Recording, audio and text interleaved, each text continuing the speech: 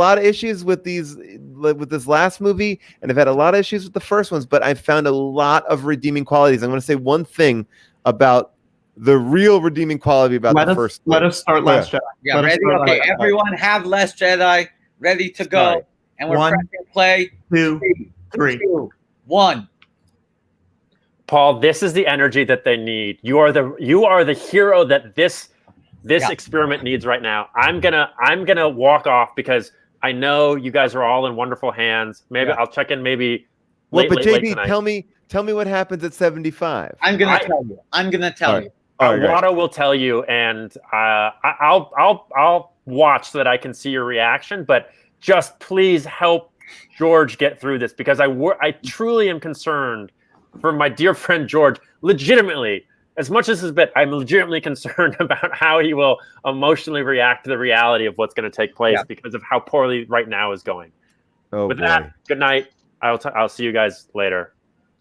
Okay, so Scheer, I gotta lay some track here. Okay. Okay. It's a little bit of a yarn I need to spin. Okay. I love it. So of course we're doing this live stream. We're committed to doing 30 hours to raise money for the now unemployed former staff of the UCB in New York City. When this started, the GoFundMe, which had been launched about 6 weeks ago, had accumulated around 60,000 up until that point. Okay. So the first 8 or 9 hours of the stream, we only gained maybe $3,000. Got it. We're at 63, 64. And somewhere around that point, somehow our list gets invoked. While Gethard is on the live stream with us. And Chris Gethard, who we're realizing was kind of the Palpatine pulling the strings all along. Right. Started getting us going down an our list rabbit hole and sort of daring us. What if you did a live stream where you watched every episode of our list? So then we looked it up, and there are 80 episodes of our list. It would take 40 hours, 10 longer than what we're going through tonight. Okay. So that we're kind of half joking about it. And he's saying, do it. He's doing the Gethard aggro thing. Right. The wrestling heel. Okay. And we're going, come on. But then something happens. Then we start to go, what if we could get Robert Wool? What if he came on board? What if he was into the idea? And then miracle of miracles. About, 8 hours into the feed, Robert Wool appears. He shows up on this live stream and spends 45 minutes with us. All right. I am now in. This is how I expected to feel when I saw Phantom Menace. Yes. I can't even. Okay. Yeah. Wool appeared. And who got to Wool? Listen, who got him on here? Hey, this stream's got a really good talent booker. Okay, and we were saying, can you ask Wool? And he was going, no, I don't want to burn that ask. And we said, this is the time to burn the ask. He said, what kind of what are you sitting on that for? Exactly. When does that come up? It's not like Kanye, right? So then we're on with Wool, and he's a consummate gentleman, and he's sharing showbiz stories, and he's a gorgeous tour. He shows up. He says, I don't know if I can stay long. He does a tight 45. I mean, he's just going. He could have gone all night, but we tell him about this Star Wars. Is he talking about Star Wars at all, or no? No, absolutely. No, he's talking about Police Squad and Batman. He's talking about Fleet during Star Wars. That was the only mention of Star Wars. But he's an Energizer bunny. We're winding him up. He's going. At some point, we mentioned the dare, and he gets kind of touched by it. And then we go, well, are you really going to do this? And we sort of settle on this idea. If we hit $75,000, we have to do the Arli stream. Why did you do 75? You should have been 100. You were so close. It was 100. It seemed unattainable at this point. We were feeling low. It was inching up. It was inching up at that point. So you were okay. You're at 63 when this decision is made about just 75. So I mean, if Yoda was here, he would say that you lack faith. Flash forward. We are currently at $74,550. Oh my God. Oh my God. 2 movies left to watch. We are on the threshold of hitting the bar where we have to do the Arliss watch. Now we said we need 2 weeks to recover. Right. Give us a fortnight, but then we'll do a 40-hour live stream. But now we're saying 2 weeks might not be enough time to recover. I don't know if we can ever do this again. You do need at least 2 weeks. So we said, what if there's a new rule? 75, we have to do the Arliss live stream, but 80,000, it's off. It's out the window. We're free. Wait. If you get 80,000, you can't. That's a terrible rule. Well, because here's the problem. Right now, we go, how much do we trust our audience? To some degree, we're telling them, please stop donating. Right. Because we don't want to hit 75. Right, and you don't want to upset your audience. By the way, I'm donating right now. Let's see if I can. We want to get just short of 75. But what if we believe?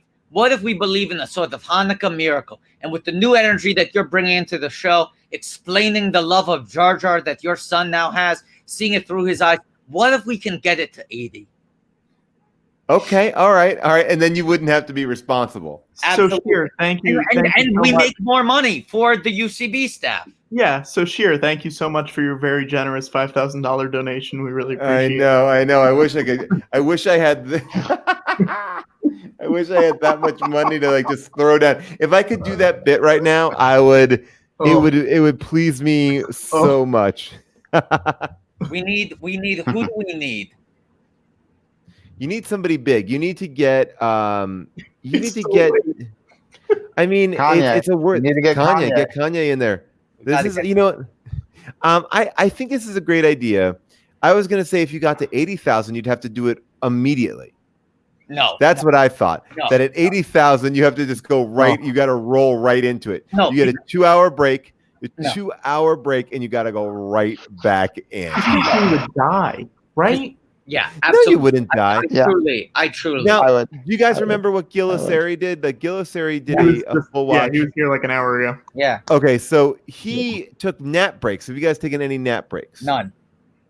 Well, all right. So, all right. No, Patrick took a 12-hour nap break. Not a 12-hour nap. But George and I have been awake this whole time.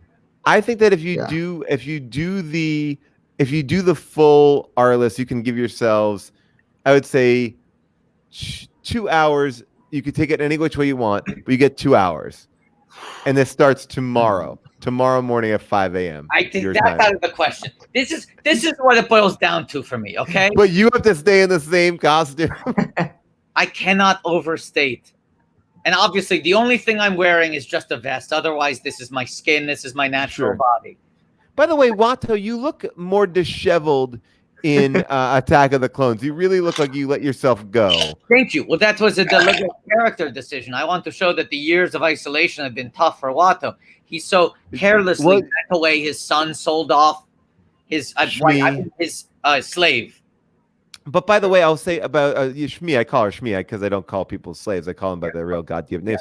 But I would say that what I found with your character was that maybe Ben Affleck took a little bit of that for the way back. Absolutely. Because I feel like there's definitely some. And I appreciate you saying that because I couldn't say that, but I was watching it and I said, I recognize a couple of those moves. I know those moves. I've done those moves. I've run those routines before. And so, we were talking about. I want to talk about. The Last Jedi, which I really love, actually. And but I do want to say about the first 3 films. Okay. There is something. This is what I've really come to, and this is me being a hater on those films. I'm sorry, George. I apologize to you, but the idea that George Lucas created this world, the world that he has created, Darth Maul, I would argue, is a more iconic character than Kylo Ren. I think that the ship design is beautiful. I think that the idea, it's almost as if he just needed someone to write the scripts, but from a production standpoint, I'm sorry to say this to your face, from a production standpoint, it's pushing the ball forward. I mean, whether it's Obi-Wan fighting with Grievous, and it looks great, and it's a fully, you're seeing a lot of the moves that people have adopted now. You're not getting the credit for it back then. You did a great job. It does stand the test of time. A lot of the movie in the way it looks. I did what had to be done. I did what needed to be done. I still will say that the Queen Amidala's ship, those silver ships, are one of the most beautiful designs in the Star Wars canon. In the canon, looks unbelievable. Yes. Yeah. So Jar that's Jar what was I a want. big swing. Jar Jar was a swing for the fences. You know, no one was expecting a Jar Jar, and that was a confident move to put that much of that comedy in that movie. But you see how here's much the thing. he's bringing to life right now. Yeah, I mean, but here's the thing. Jar Jar wasn't even supposed to be voiced by Ahmed Best, but you just kind of fell in love with him on the set, didn't you? Yeah. Yeah, he's great. And you know, it's just one of those things where it's like everyone had an idea what a Star Wars movie was, and it didn't involve a Jar Jar Binks, but then that's what you get. That's what you get. But doesn't it always involve a Jar Jar Binks? I mean, honestly, can we just call a spade a spade? I mean, look, R2-D2, C-3PO, they're yucking it up like a bunch of bumbling, hoo-ha's. You got they got hijinks. Yeah. I mean, Jar Jar is doing about the same level. A little bit, but now Jar Jar's stepping in poop. He's getting farted on. There's a whole other thing happening with Jar Jar. It's more primal. It's more he's more in your face. You know, he's C-3PO is all about this kind of repressed dignity, and even R2-D2, because he speaks in beeps and he keeps his secrets. You know, plays it pretty close to the vest. Whereas Jar Jar is just in your face all the time, just raw emotion and affection, and and then he causes the Iraq War, basically. Well, I mean, what about, have you guys talked about the theory that Jar Jar is a Sith? Did that ever come up here? We haven't talked about it. I mean, was that ever a part of your grand design, that he was a Sith in disguise? No, I mean, Jar Jar was going to be a bigger part. But then people got mad, so I cut his part down in the second and third movie. It was a little bit of me taking my ball and going home. I created this, as your son said, this guy is really funny, and if people weren't appreciative enough, so I sort of canceled the second and third installments of him slipping and sliding and goofing and gliding. Where would you have seen him go? I mean, I know that they're in the cartoon. Anywhere. In the cartoon, he has a lovemaking. He has a lovemaking scene in the cartoons. Yeah, and he's no Casanova. He's making all kinds of mistakes. And do you feel like your character got some, just like he got to show off what you wanted to do in the Clone Wars cartoon? Did you feel like you got to show him? Yeah, he gets a little. He's gotten some other opportunities to show off, but I would have liked for episodes 2 and 3 to be wall to wall Jar Jar, but I just didn't feel like he was welcomed by enough people, so I didn't want to push it, But I'm proud that I spent so much. What's happening? Hey, look, it's Patrick Kottner on screen taking a nap. Continue. I had to get the burn in there. Yeah. But I mean, I imagine that you're feeling a little bit like the way that Rian Johnson felt when this movie came out, because we're watching The Last Jedi, which I think takes a lot of big swings. Yes. And there are artistic swings, and they're moving the ball forward, and they're kind of breaking Star Wars, but kind of rebuilding it in a smart, interesting way. So I imagine there's a kinship here in this movie. It must be hard for you to have seen that. Well, and I've talked about how part of the reason I sort of stopped making Star Wars movies was because everybody gets too mad about them when they don't like one, and certainly with the prequels, young people really like them, but people who liked the earlier ones when they were little kids, they 15, 20 years went by and they were different people, and the prequels weren't necessarily targeted at the same group of people, and some of the people who were kids when the prequels came out, they see the Disney movies and they feel the same way that the generation that saw the first movies felt with the prequels, where you see certain movies when you're a kid, and then decades go by and you see follow-ups and you're a different person and you process the movie different, and it doesn't necessarily, it's sort of like if there's a breakfast cereal you like when you were a kid because it's tastes like candy. Sweet. And then you buy it. Yeah, you buy it as an adult and you're like, ugh, this is kind of gross. It's sick, because your tastes have changed and you're not the same kid who's just looking for a sugar high. But you are the same person making that cereal. You're still making that sugar cereal 40 years later. You're just churning out those Honey Smacks. And you have to get shit from people who go, you changed the recipe. It doesn't taste the same. Yeah. It's like, no, it doesn't taste the same. Is your brain. That's changed. Right. It's like the people who go back to their home house and they say it's so much smaller than it was when I grew up here. But nothing has changed. No. You know. I will say if the episodes 4, 5, and 6 were breakfast cereal, if they're all breakfast cereals, that I use different ingredients when I made episodes 1, 2, and 3. Like, that is clearly, even if it was the same name of the cereal, it was completely different ingredients. But I think this is the point that Paul is making, which is there are the people who can continue to make the same thing with the same recipe over and over again, and people will still come back to it and go, it's not as good as it used to be. So the courage is to do what you did, to do what Rian Johnson did, and say, I'm going to change the recipe. I'm going to try to get at what you actually reacted to the first time, rather than repeating the exact same formula. And in doing that, you take a bigger swing and you risk a bigger pushback. I mean, this is what I'm going to say. We all aspire in life to be like the DoubleTree Hotel with those chocolate chip cookies, right? We want them to be, they're always good. They're always delicious. They're always warm. It's always right. It's always right. But some people cannot figure out that. It's a hard line to walk to get that cookie perfect every single time.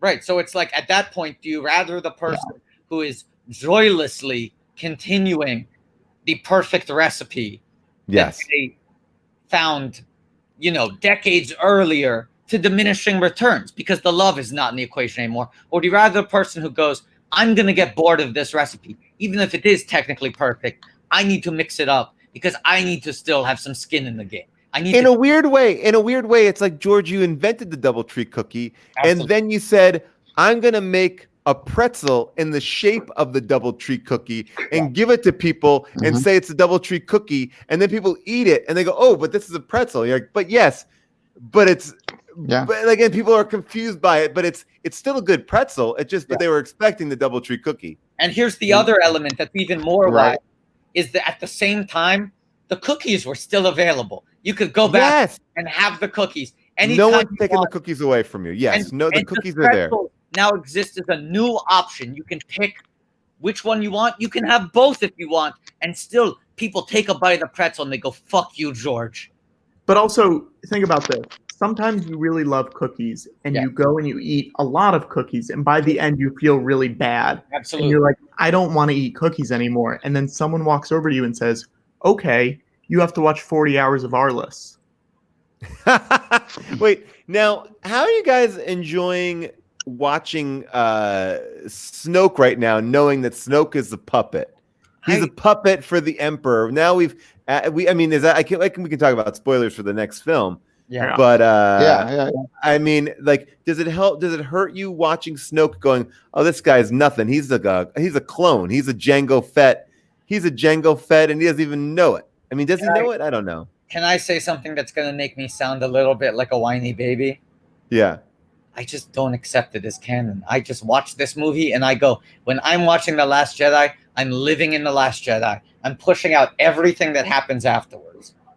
I'm not saying this, but I'm trying to live in the moment. And the Rise of Skywalker is the first Star Wars film I did not buy because I'm like, even though I want to go and look back at stuff, I know it's coming out on Disney Plus. They'll have all the extras on there. Way to go, whatever. But it's not anything I want to revisit. I'm not looking forward to revisiting it. We just rewatched. We're now on the 8th of 9 Skywalker Saga films. We watched both Star Wars stories. We watched both Ewok movies, and we watched the holiday special. I feel pretty confident saying that Rise of Skywalker is far and away my least favorite. Now let me tell you about Rise of Skywalker, because and that's by the way, a very strong opinion that I don't disagree with. Rise of Skywalker, if we're gonna go with that cookie analogy again, is the cookie that's the DoubleTree Resort just going like, here's a bag, a Ziploc bag full of an egg yolk, some flour. It's like, this is all the ingredients, but we have not mixed it the right way. Go just pour this bag in your fucking mouth. You want it? Here it is. This is it. They didn't do me the honor. It's everything that a cookie is. It's everything that a cookie is. I'd like to take a pass at this. I'd like to take a pass at this analogy. I think we're very close. I think what Rise of Skywalker is closer to is a bag with all the ingredients, but rather than being the actual organic ingredients that originally made the cookie, the eggs, the flour, the chocolate chips, they're like, this is Glyclock 7. This is like a sweetener. This is like, It's like, they're like, I promise you, if you put all these things in your mouth at the same time, it will taste like the cookie. And you're like, it looks unappealing. I don't like that you've just broken it down into a science in what you think I want to taste. Right. It is checking a box. Yes. And I think what I mean, look, if I want to just wax poetic about Rian Johnson for a second, what I love about that, what he did was he embodied what it was and then tried to boldly go like, well, let's continue it to the next step. And I think that Favreau kind of walks a middle line, which is actually pretty good, which is like, he is giving you the familiarity, but pushing it forward. Yeah. And I think that JJ did a great job starting it off. I just think that ending was not a solid. I mean, did you guys read the script, the final script? The JJ one or the the Trevor one? I have read the Trevorrow draft. Yeah, me too. I think it's good. I think it's very good. It's pretty fucking solid. Yeah, and that to me drives me wild to be like, why this opening is like Mission Impossible? I've never seen that in a Star Wars movie. I want that. That movie wasn't going to happen because it was from before Carrie died. That's the big X factor. That's the draft. No, I do think that. Yeah. That's the draft that got out. Oh, really? Okay. It was from like a week delivers right before he passes away. But she's not very heavily featured. But by all accounts, from that point on, no one could figure out how to rewrite the film. Right. I mean, it's like they were trying so hard to be like, we're not going to CGI it, we're not going to do this, but yet they only take the footage from Force Awakens and manipulate that, not the Last Jedi stuff. And it's like, you know what? Like I think it would have been more brave to kill her off screen. I agree. That's movie and be like, that's what happened. I agree 100%. But let me say one counterpoint to that, Paul. Yeah. Never underestimate the droid.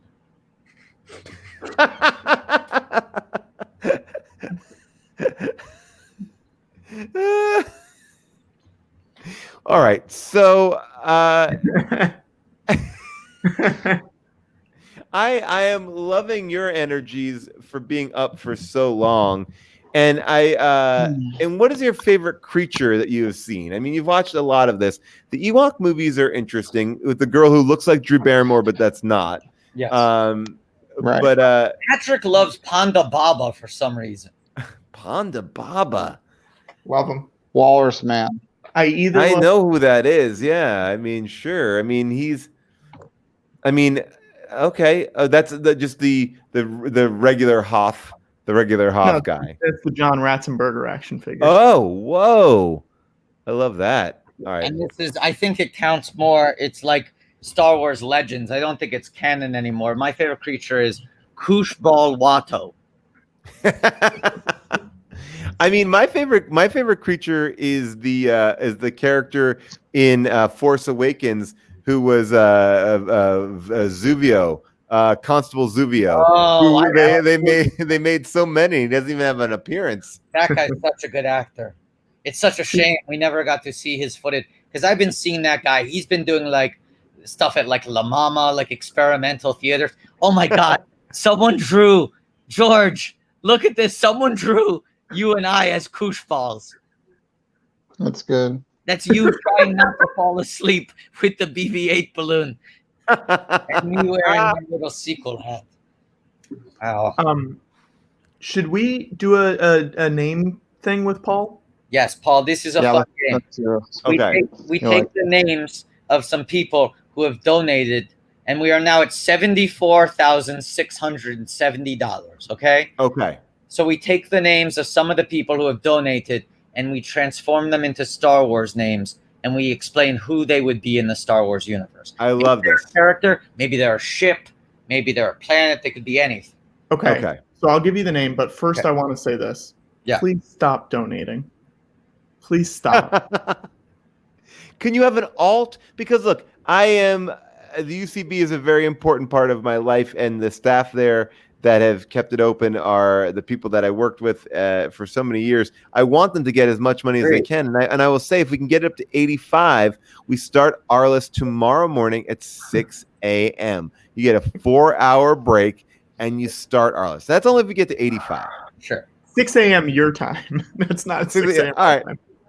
Well, I'm giving you 4 hours because you'll be done at about 6 a.m. Yeah. Wow, you're going to be seeing the final shot. You're going to be seeing Rey looking into the distance, going back to Tatooine. By the way, Tatooine, everyone, the amount of time that's spent on that planet in these trilogies are crazy. Yeah. But whatever. But that final shot, she looks up there, she sees her mom and dad, although not really her mom and dad. I mean, it's very weird. It's a very bizarre thing. All right, go ahead. Okay, so here's the name. So we're going to do Bryn Nilsson. Okay. So watch, they're going to type out the name, and we have to look at it and see. John Nash, Okay. Can we rearrange the pieces and make a Star Wars name out of it? Well, this is such a close to a Star Wars That's name. what's been getting tricky. The longer we've been going on, the closer the names are to as a starting. Can we put 2 E's in the last name? I mean, I was just gonna take out the NIL. So you say BR Bryn and then just SEEE, yeah, Bryn Sen. Bryn Sen is that kind of a Bryn Sen maybe is like a type of guard or some sort of security. Bryn Sen? I don't know. I don't know. I was gonna go with a person, but I feel like the Bryn Sen feels like the Royal Guard or the Imperial Guard. Oh, don't send in the Bryn Sen. The Bryn Sen are very dangerous. Maybe they run security on Bespin. The Bryn Sen. Let's add a definite article. Let's call them the Bryn Sen. Yeah. Yes, the Bryn Sen. I like Okay, that. let's do one other one. And this is actually someone who stopped by earlier. Let's do Emily Vanderwerf. Oh, the great Emily Vanderwerf. The great. Oh, great. Okay. Emily, you got to lose. You got to lose Emily entirely, right? Yeah. No, I would say let's move. Scrap it for parts. I think we can. All right. Yeah, let's move that V in front of the Emily and get rid of the Y at the end of Emily. Okay, great. Love that. Oh, Vemily, like Vemil Werf. Yeah, Vemil Werf. How about you take the der, put the der before it, so it's der Vemil Wolf. So it'd be like, ooh. Yeah, Der Wolf is like, that's some sort of a creature that, Obi-Wan's going to be riding in the Clone Wars saga. It's like a snake-like creature that is kind of like a cheetah. Der Wolf. Yeah. Der Wolf. Paul, you're in that. It's kind of like it's kind of like imagine it's a very vicious animal that is only angry because it's got a cut on its belly. I love this. I love this. I just want to point out that Bryson, who is running this feed on the tech side of things, pointed out that the Brinson is pretty much just his name. We're one letter off from his name. We combined Brian and Nelson into essentially Bryson. Oh, so dumb. But I love it. I love it. We're on a roll, Paul. Let's get another name.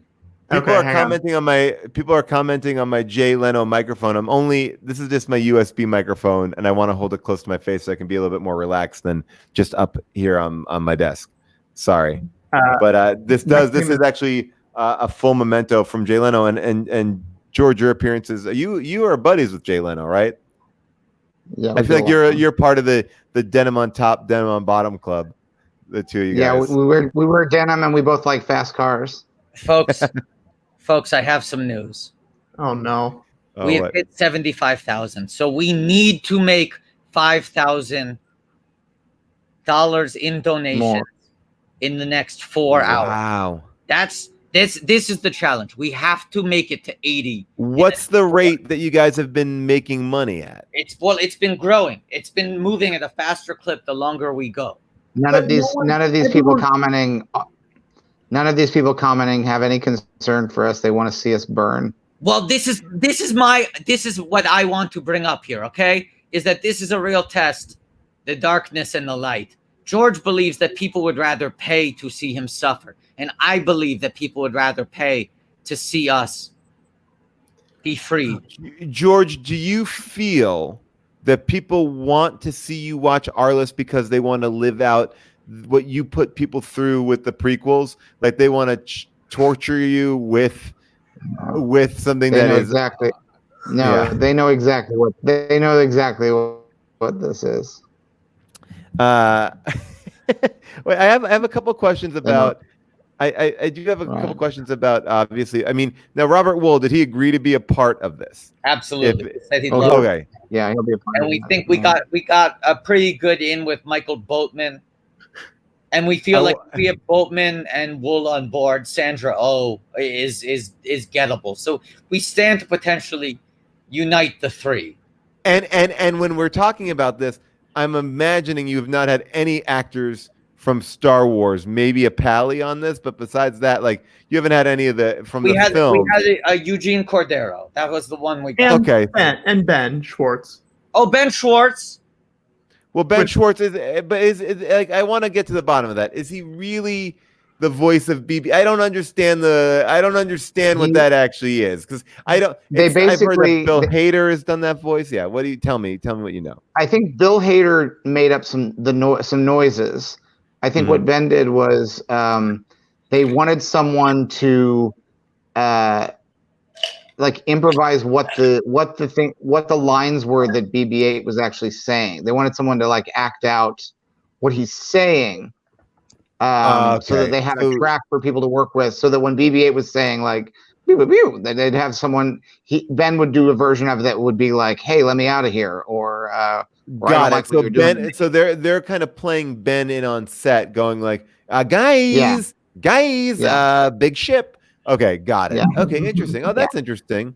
I didn't know that. So it was like I think it was a process thing more than like a performance thing, you know? Got it. Okay, I appreciate that, and that makes it a lot more easy for me to understand. They did not do that though for the final two films. Rian Johnson did not employ that technique, nor did JJ once again. JJ totally voiced Dio, the robot who doesn't like being touched. Well, yes. I mean, that's of anything that's revealing about a director. The fact that character has been abused and doesn't. I mean, by the way, that's a character, George, I think that you should have created. Yeah. Watto, is it silly for me to ask? Will you be a part of the Arliss thing, or will we be at maybe a Kirby Carlisle to be watching along? Because obviously we know Kirby Carlisle. That's Jim Turner, one of the stalwarts of that. You know, because I know that obviously it's I don't know if you. Well, I don't want to say if you would be playing him, but if. Is Watto watching Arliss, or is that seat going to be filled by one of Watto's friends show up? I mean, look, that's kind of from Arliss is basically what I'm asking. I feel like what the public expects now is Watto and George watching Arliss. Got it. Okay. George are at such an end of their rope that they can't even imagine doing this, even with 2 weeks of recovery. So at this point, I think we're running through the options. Who could I tap out? Who could I replace myself with? Right. I think the public will not be super happy with us not doing this, which is why we really have to put the emphasis on we got to make it to 80,000. Now, I imagine, Watto, you have a connection to Arliss because Arliss spells his name with $2 signs. Yeah. He's in it for the money. He's the original. Look, if you look at Arliss and you look at the Rock show on Ballers, it's the same show, the same exact show. Exactly. I would just say the only difference is Arliss didn't didn't have to that much care about his body. I feel like he didn't spend as many hours in the gym, but it's the same exact show. I just want to quickly throw out a little rough math that I just did. If everyone currently watching at this very moment in the stream donated $8, we would be free. $8 to finish watching the Skywalker saga in peace, knowing that there is no fate worse than death on our horizon. What? Watto, I'll also say this. If Watto and Patrick donated some money, and maybe George if George wants to, but I don't want to force anybody. George is working at a loss right now. I feel like, he's a billionaire though, Paul. He is a billionaire. All right. I have billions of dollars. I spent a little bit of time on your ranch. It was beautiful. It was very lovely up there. It's a great ranch. It's great here. Well, look, I think that, I want to get the most amount of money for UCB. So I think if you're going to encourage people to over donate, we have to have what are we going to get there for that? What are we going to get for that? Great question. Okay, what about this? This was an idea we had earlier. What if we get 80,000 and we make it so we watch a season every week? Like every Sunday we watch a season. Wow. Okay. We're not going anywhere. I like that. I like a season of Sunday. It's must watch TV. It's HBO like time. I like that. But at this point, it really becomes sort of the two fairy test that the Joker poses in The Dark Knight. It's like one option is you stop donating and these two men suffer, and the other option is you give more money to a good cause, and these two men still give you the same content you want, but in a way that is less damaging to their brains and their bodies. Right. Huh. It's hard because I think we want to see. Look, you're putting you guys are doing the original Jackass over here. You guys are putting your bodies on the line. Absolutely. And and so now we want to see you do more. Like there's a new Jackass coming out in the theater. We want to see you guys get kicked in the balls again. Like that's what you've promised us. Also, Watto, I'll tell you right now, it's 2:38 a.m. Yeah. People need to tweet. Oh yes, people need to tweet at Disney Plus. Hashtag That's right. At Disney Plus. Paul, do you know about the Detours show? I love the Detours show. Or I knew about it. Yes. What's happening? Well, George finished completely locked picture, locked sound, locked edit on 39 episodes that were handed off to Disney and have never seen the light of day. They've had them on a shelf for over a decade, almost a decade. And we're saying, Disney, push the button, release the 39. May Detours be with us.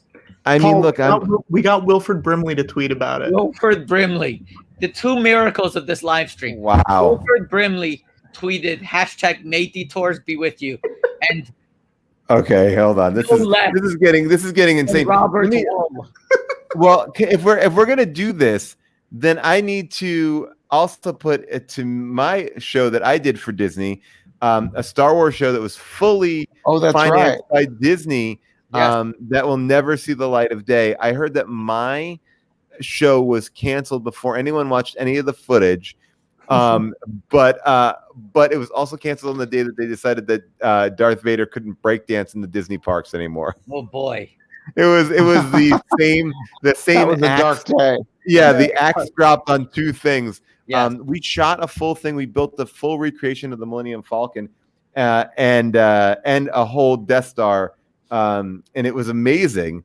It was really good, and we had really fun bits. I think we had fun bits. And it was Lobot was our DJ, musical host. Good guy. I'll show you a picture of it. But I'm going to find Wilford Brimley. So we're all supposed to tweet. We're supposed to tweet right now, right? And when was this, Paul? When you did the Darth Vader talk show? Before Force Awakens came out. Would have been like 2014. Yeah, it was kind of like in an attempt from what I understood, it was an attempt to raise awareness for Star Wars. Right. Because there was a fear. There's a fear that people didn't understand what it was anymore. So we were brought in to raise some awareness for the small indie film, and I mean, the minute we could take that and do it, I was down. I was like, yes, let's go. Someone in the comments said they saw you when you screened it at UCB Franklin. Yes, I did. I've screened it occasionally. We've played it. We did a 30 for 30 on the pod race, which Watto, you have a great sequence in. Like a nice, really well done pod race. And then we did some other things, like I'm Darth Vader in it, and I'm interviewing one of Padme's handmaidens and just really obsessed if she's been talking about me. And just kind of being a really kind of an overprotective boyfriend or husband. The timeline is a little screwy in how we play with it, but yeah. And the one dumbest thing that we've done, which I will mention because it's so stupid, but it was basically when every I think this is written by Nick Weiger, but I'll still say it. Like, it was when everyone was in the cargo hold in the Millennium Falcon in the first movie, A New Hope. Someone farts and everyone blames it on Chewbacca, and Chewbacca's getting more and more upset, but he can't clearly communicate with anybody, so everyone just keeps on blaming their farts on Chewbacca. Classic Star Wars stuff. That's fine.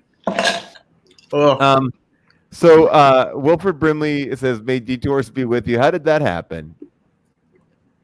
We sort of Twitter bombed him. We told everyone in the chat to tweet him and ask him to use the hashtag. But he's very amenable. All right. I didn't even know he was active on social media. Of course he is. He's a beast on TikTok. All right. I am tweeting this now. I am very excited about this. What are we up to in Force Awakens? What's happening over there? Go ahead, George. Yeah, they're at the point. I think they're going to have the message from Maz.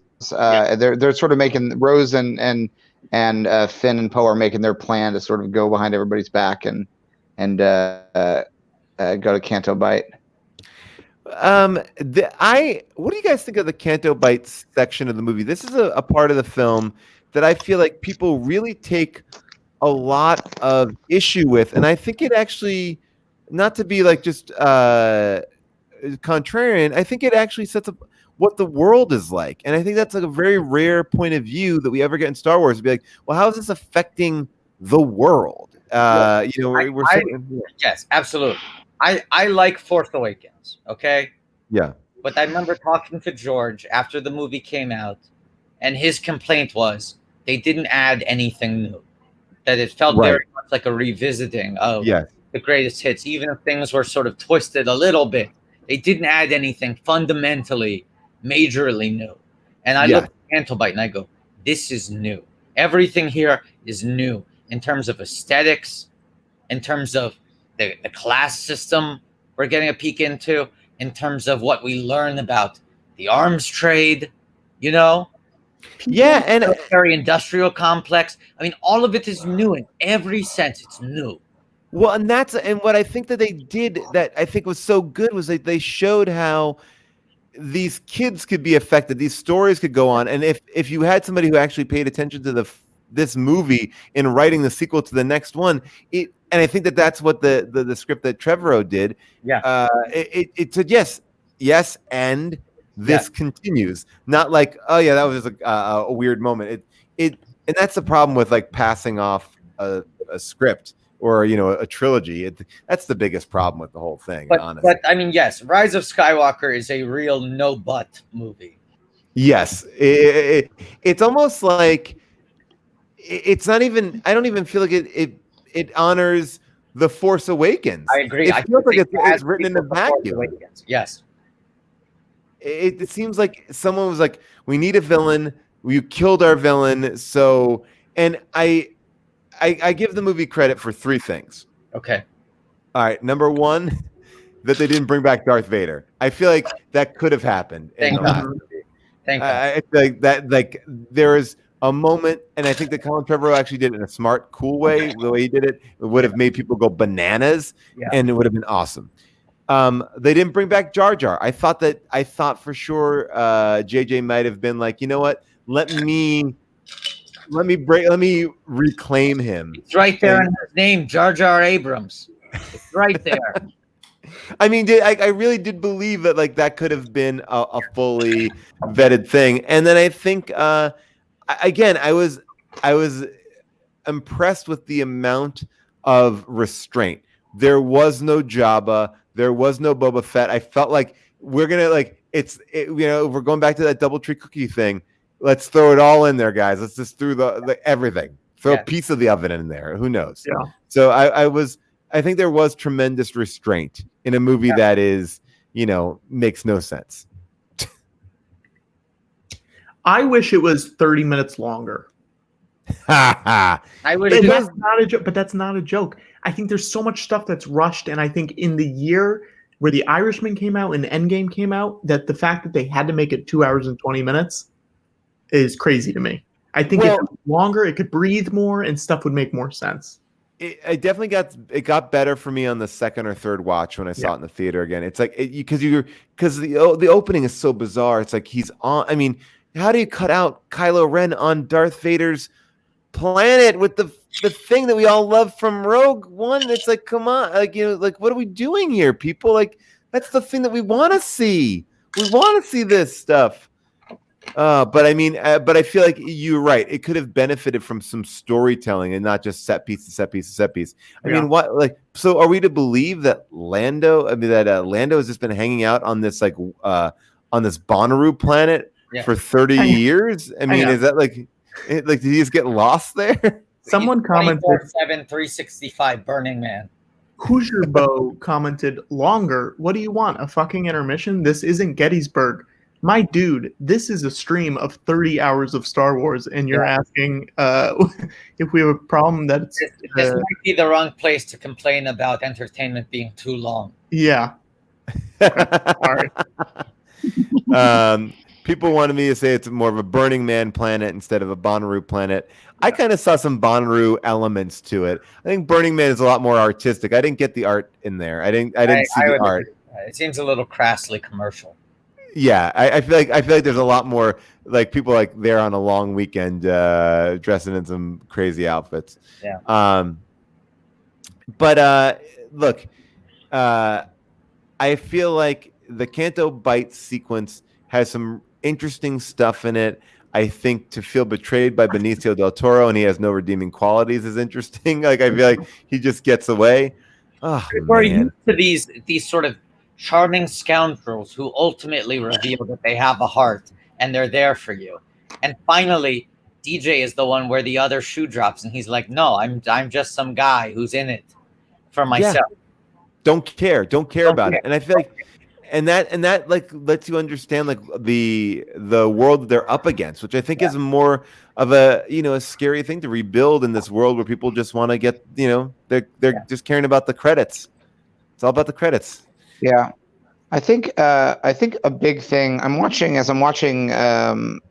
Last Jedi is a really good movie because I've just got the subtitles on and I'm staring at it, and you're right that it's visually every shot in the movie is beautiful. It's beautiful.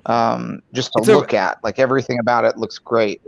George, I don't want to insult you at all, but I think we can arguably say this is the first real director that made a Star Wars movie. I consider you more of a provocateur, like an Imagineer. No. Like I feel like this is a real visually, Paul, stop! You don't need to say any of those sentences. I'm not an imaginary director. I'm real. I do think that one of the things that people, I totally agree with that thing about Canto Bite, that because, and maybe this is the fault of some of the earlier movies, that, we would go to the desert a little too often. Too many places just look like the desert. And people get used to the same thing over and over again. And so when you show them something new, it feels like, well, we're not supposed to be seeing this.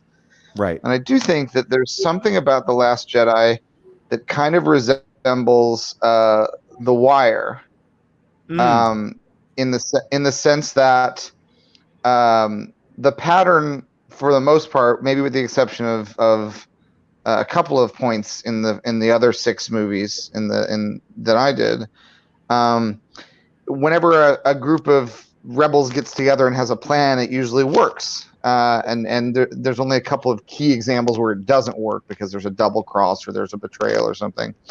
And in this movie, you know how in The Wire, there'll be like 2 people who don't communicate properly, and it'll have like a ripple effect that will cause all these worst problems to happen. Right. And we'll see the thing. And so I've seen people say that it was a flaw that what's her name? Laura Dern's character. Holdo. Holdo. Yeah.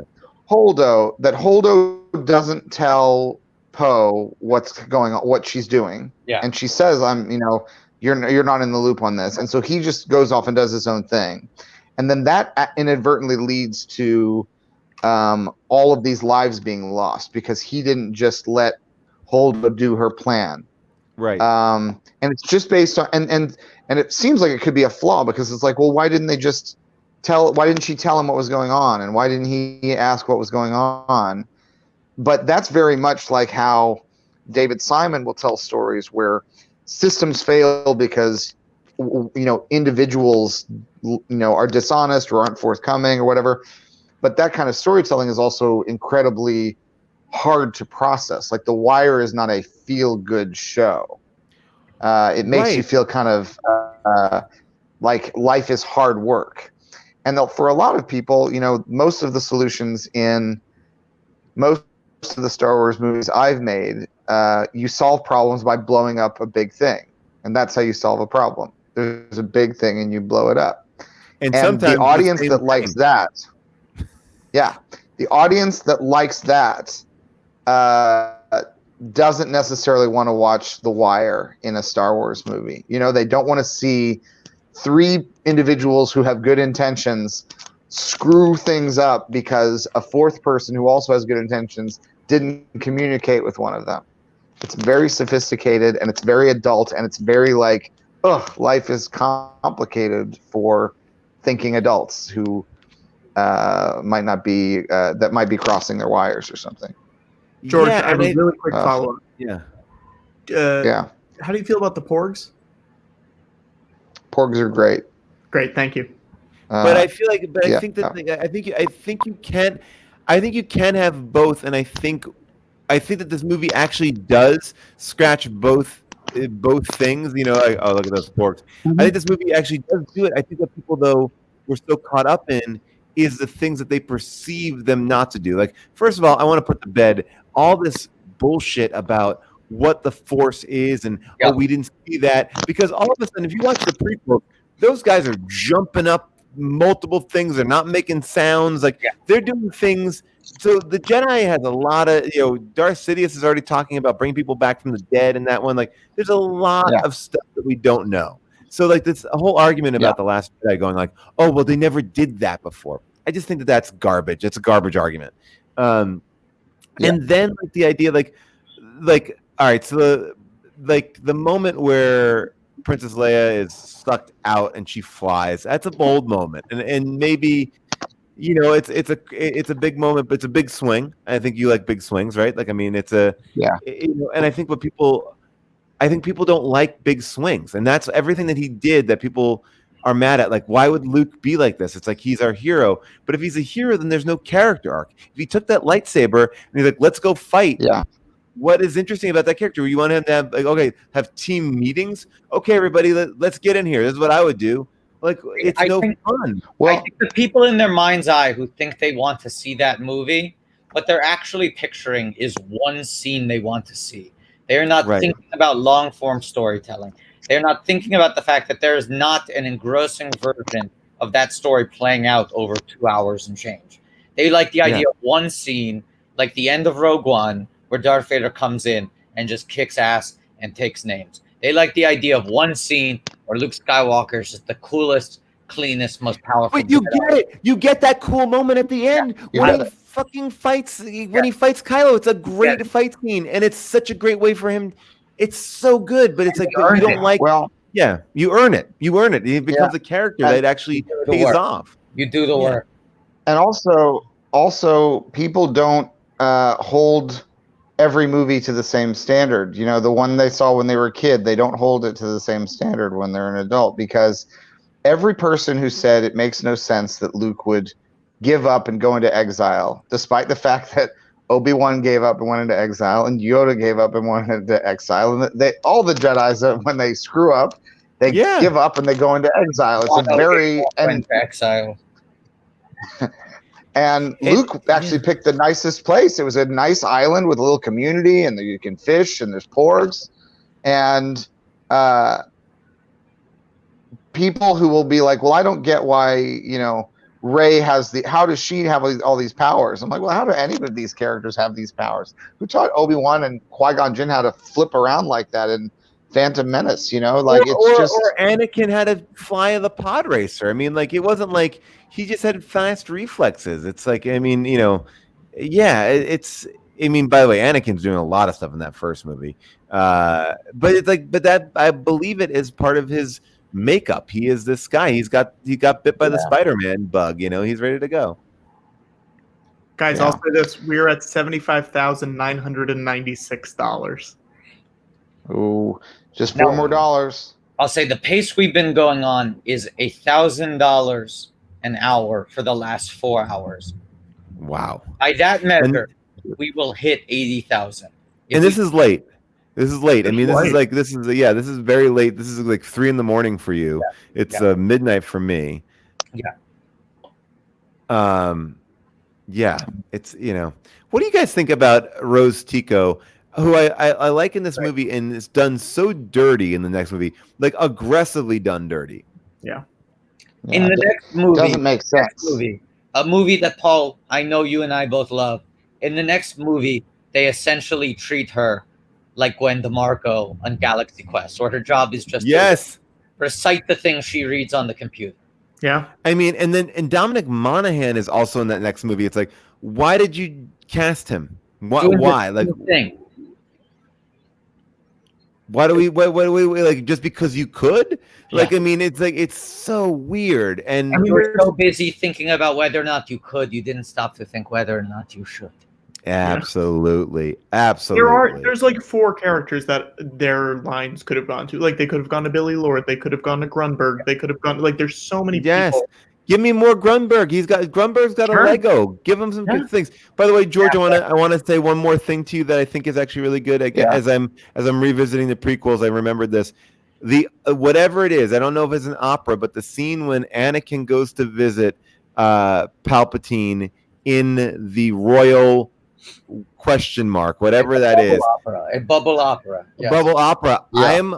I'm like, I watched that today and I was like, this is great. Like, this is cool. This is Canto Bight. This is like, we're just opening up we're not sitting there and watching. It's not like the Star Wars holiday special where we're going to watch people do like acrobatics around like a chessboard.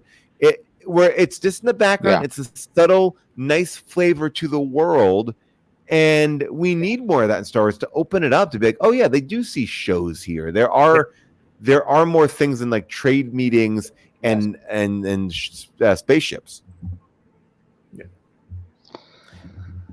I feel like Rise of Skywalker. I feel like it got such a complicated. I had such a complicated reaction to it because I feel like Carrie being gone meant that you didn't even have the potential to write a movie. You know, Force Awakens is a very satisfying Han movie, and I think The Last Jedi is a very satisfying Luke movie, and the plan was for the next movie to be a very satisfying Leia movie. And that not being able to happen, I think led to a lot of second guessing and a lot of sort of trying to be all things to all people and kind of hedging bets in ways that everybody sort of looked at like a Rorschach test. Like if you wanted to think like he was shitting on The Last Jedi, then you saw it that way. And if you wanted to think that he was like trying to meet it halfway, then it was that way. I think the Rose Tico thing is one of the strangest because it feels like a self-inflicted wound on that movie. Because even if J.J. Abrams were to look at The Last Jedi and agree with criticisms that people have of the character, what? Oh, you're saying if J.J. Abrams were to look at The Last Jedi, which I don't think he did. Demi! But I think even hello. But I think even if he, I think the way to respond to that would be to write what you think would be the best version of that character, and try to, rather than burying the character, which looks like it's a concession to the people who are being horrible about the character, you know? Yeah. Like even if you agreed with the criticisms, then find something cool for her to do, you know, in that movie. Right. Well, I want to bring Demi into this. Demi, I want to just finish one thought because you're here now, and I'll give it over to you. But here's my only thought. I want to hear everyone's honest reactions to it. I understand the first movie was a Han Solo movie, the second movie was a Luke movie, and the third movie was supposed to have like a Leia story. Is it fulfilling to like from a storytelling perspective, even if she was alive, like, is that what the world is building to? Is that a satisfying person to align yourself with? I'm not saying anything about her performance.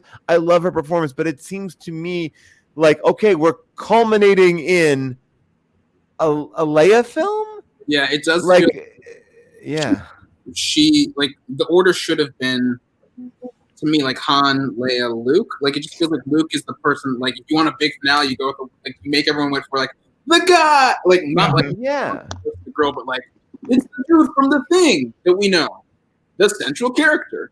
Yeah. But it would be weird. It's like I get, like, I think we are falling back on this idea, like, oh well, she was, you know, she passed away, so we had to kind of put this together. But it's like, what is she going to be? She's going to be teaching her how to be a Jedi? That doesn't work for me at all, because she's not. Like, and then that's okay. I actually thought it was a strong choice to make her not follow that. It made the movie more interesting to me. Like, you know, so it's like, don't make her a Jedi. She's leading a resistance. She is one with Rey. They've been together, and I think that's the thing. Is like, one leading the resistance from a side of like a warrior and a tactician, and the other leading the side from the Jedi. It's like maybe merging those two things. But I think there's so much bending over backwards to make it a Leia film that it's like, but you then undercut what the whole thing is about. I don't know. I think, and I think I can see the groundwork being laid in Force Awakens and Last Jedi for her big plot having a lot to do with the redemption of her son. That, like, her bond with him. I feel like that was where the track was really leading towards something with Carrie Fisher and Adam Driver that would have been really substantial. You know, that would have helped, like, relegate, like, having Han have his big thing, having Luke have his big moment, but sort of giving Leia this matriarchal sort of overarching character where she's like, and what is she? She's the mom. Like, that felt kind of weird to me, but it does feel like, it doesn't feel like they needed a Leia film as much as they just needed to sew her in all three in a way she's in. Yes, that's also the problem with punting the Leia film to the last one. Right. Saying this franchise is about only a mommy can save her son. Because the truth is, here's the truth. The reason why the first movie is a Han Solo film is because the only reason why Harrison Ford doesn't come back is because JJ was like, well, we'll kill you, and that's what you want. So that became a Han film. Right. And then I think it was a clever thing that they figured out, like, oh, we won't even introduce Luke until the end. So they punted Luke. And then you have Ryan who goes, oh, here's a great way. Like, I'm going to make this a Luke movie, and this is my Yoda film. I'm going to make this. And you're right. And Leia does kind of fall to the wayside. She's in a coma for most of this film. But it's like you have to invent something for her to become her thing. It's like, it's a mess. It's a little bit of a mess. And I think that they could have kept her on the side and made it as impactful instead of trying to force, like, get in there. Now it's you. Her training her to be a Jedi, I don't buy this. I don't like this. It feels like it really only happened in the order that it did because Ryan had a good idea for Luke. And they were like, we'd love for that to maybe be how it ends, but it's like, well, this is where it fits. Yeah. Yeah, exactly. I mean, the idea of Luke tormenting Kylo Ren as written in the Trevorrow script is awesome, and it's alluded to in this movie. And the fact they didn't do it makes me so angry. It's so, I mean, so many good pieces that are left on the table. It's such a bummer because the Luke scene in Rise of Skywalker feels like the Obi-Wan scene in Return of the Jedi, where you're like, he's not really into acting in this scene right here. He's a little Yeah. He's not checked in. He goes from having his best performance in any of the movies to maybe his worst, which stinks. Where they could have made him such a bigger part in that movie, and it would have like kept the story going that they'd set up in this. I don't know. It's just such a bummer. It also feels like cheating to me. Like, just in terms of, this is such a nitpick thing, but when I watched it, I was just kind of like, what are the rules for the Force ghosts here? Yeah. They can set things on fire. They can hold lightsabers. Are they ghosts? Are they just like, is it just like leveling up? Or are you just like dead plus now? I don't get it. It's bizarre. Like the original idea, the first time you see Obi-Wan on the planet of Hoth looking at Luke, it's kind of like this mirage. It's kind of in his head. It's interesting, and I feel like that's the way that I've always understood Force ghosts. Like they're in a plane. They're not like it's almost like it is like a mirage, but then they just become corporeal. I mean, they're just straight up like, you know. Then who cares if they're dead? You should never care if they're dead because they're always around. Yeah, no one's ever really gone, as they say. And then why is Anakin the young version of himself? I mean, that's another dumb thing, but it's like, but why would he be the them to the mountain? George actually came up with a good reason why Anakin's the young version. Yeah. I feel like you guys would we solved that. So basically, Jedis are not supposed to make love, but they're not supposed to feel. But when a Jedi loses their virginity, that's the age that their Force ghost will be. So Anakin is frozen at the age that he lost his virginity, and Obi-Wan doesn't lose his virginity. Yeah.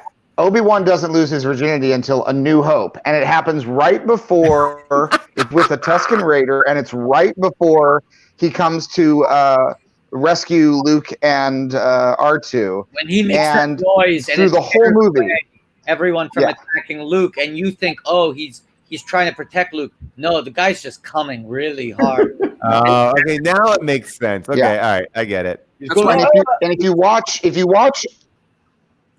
watch A New Hope, Obi-Wan is now kind of like on a tear. He likes what happened and he's looking for more. At first he's thinking, who's this guy Luke? Is he something? Oh, maybe not. That's my old friend's kid. Then he's like, let's go to Mos Eisley. That's a nasty place. Are you saying that like the Ewan McGregor series is going to be like a Leisure Suit Larry, like of Obi-Wan Kenobi, just like looking to get a lady? Every other scene is trying and failing. And all of New Hope is Obi-Wan trying to sneak off, like in the Death Star. There's all this time where he's kind of off on his own, picking up with anything that moves. He keeps on going. And then we also saw, it's gonna take me. And then we also figured out, because. And then we also figured out, because it's always been kind of confusing, the part where he holds up the lightsaber and essentially sabotages the fight with Darth Vader. And, he kind of gives a sly smile to the side, holds the lightsaber out like this, and then Darth Vader goes to hit him, but right before he hits him, his cloak sinks to the ground. Right. And then Darth Vader does a couple of stamps with his foot just to check. Now, this implies something. And I think he doesn't die.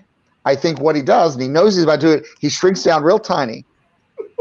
And Darth Vader doesn't do a thorough enough check. He does a stamp, but tiny Obi-Wan is still he's still in the little robe on the floor. And he has an idea for how he's going to stop. He's going to fix everything. He's like Honey, I Shrunk the Kids moment. Is that what we're talking about here? Just like he's there. But he's tiny in the big robe, so he's little and he's very naked now. That's where the spinoff begins, right? He's like, "Whoa, I'm tiny." Yeah. And then he's tiny fun Kenobi. and then the series him going and addressing every plot hole in the following series as he was tiny and he fixed it. Well, no, because here's the problem. He's saying, I don't want to bet on these kids. I think I can figure out how to dismantle the Death Star. I'll get it done really quickly, and then everything will be fine. But he's now tiny, and he's naked, and he's just gotten a little taste of sex, and he's into it. So he's going around these corners trying to dismantle the Death Star. He goes, ooh, what would the spider be like in bed? You know? He's looking at these different bugs, and he's considering... Oh, so it's like... It's All right, space well, can I ask you this? Could Micro Kenobi fuck Phoebe Waller-Bridge as the robot inside the Millennium Falcon? Well, this is the problem. He doesn't ever make it back onto the Millennium Falcon. Oh, yeah, all right. He's busy fucking, and so he is actually still on the Death Star. When it blows up? Laying tight. Oh, no. Yeah. When it blows up. And that's Now how that's a level. That's how he died. Yeah. And that's canon. Hey, what? I love that, and that is part of the Disney canon, right? It That is. is not like that's not just Canon. Yeah. Oh man, well, They were like, we got a great idea. I'm gonna let Demi take over. It's been a pleasure chatting with all of you. Thank you so much. I hope you only Thank you, get to Paul. 80,000. Yes. Hope you only get to 80,000. I want to see Arliss. I want to see it tomorrow. And good luck, everybody. Good luck. Thank you, Paul. Good seeing Bye. Thank you so much. you. Ugh. Now, what are we? Hi, Demi. Say again. What are we? Big fan of your work. I said Thank you big so fan of your much. work, George. Thank you No? so much. I'm a fan of your work as well, Demi. Well, thank you. This is a great I think scene, we're right? about half. The what? Movie slaps. I said the Star Wars. It's great. It's beautiful. It's fucking. Yeah. I just keep looking up at the screen and I was like half listening. Oh, there's the shirt. Torso. There's the shirt. The live stream like that, just like. Yeah. Oh, I'm always- it's so there's a good. lot of We're about shots in- halfway. We're about halfway through now. There's a lot of shots in this movie where I can't tell if they are outside for real. Yes. That shot of her, Right. I have no idea. No. I doubt it. I know, I don't It think feels- so. Yeah, But it looks good. it does look good. All of these scenes in this lighting feel like an insane. Like I don't know how they light that outside. No. Almost. Yeah. George, you would Yeah. know. George, how do they like that? Movie magic. Oh, wait, hang on. We have a guest who's going to pop in very quickly. Okay. Very quickly. Is it Obama? I keep getting scooped by Obama. Just No, a quibby. it's not A quibby Obama. from Obama. It's a. Oh, well, Look at his eyes. they'll be in a second. Okay. I may have just ruined it, though. Sorry. Obama's really running late. And Say welcome to Obama. What are we up to donation wise? we are up to $76,088. We have 4,000 essentially to go. A little under 4,000. 58,100. All right, I believe in us. Okay, all we need is $12 more. Can we do this, guys? Well, but Demi, here are the stakes. Okay. We might have backed ourselves into a little bit of a tricky position. Okay. Explain. We promised people that if we made it to 75,000, we would commit to doing a 40-hour live stream watch-along of the entire series, our list. You're fools. You're Yes. all fools. You're idiots, fools, and I pray for your souls. We never thought we'd get there. We didn't believe in the kindness and generosity of others. The problem now is What we do? we're stuck between a rock and a hard place because if we hit 80,000, we no longer have to do the rewatch. So we need to push this over the hill to 80,000. No, guys, here's what we're going to do, all right? We're going to get to exactly 79,950, and then we're going to stop. And then the day after this is done, you're going to donate thousands of dollars to UCB, and it's just, you get both best of both worlds, all right? Because then, our list stream, we can start a stream for another, who is this? Question. The donkey? What? Oh my God! Hello.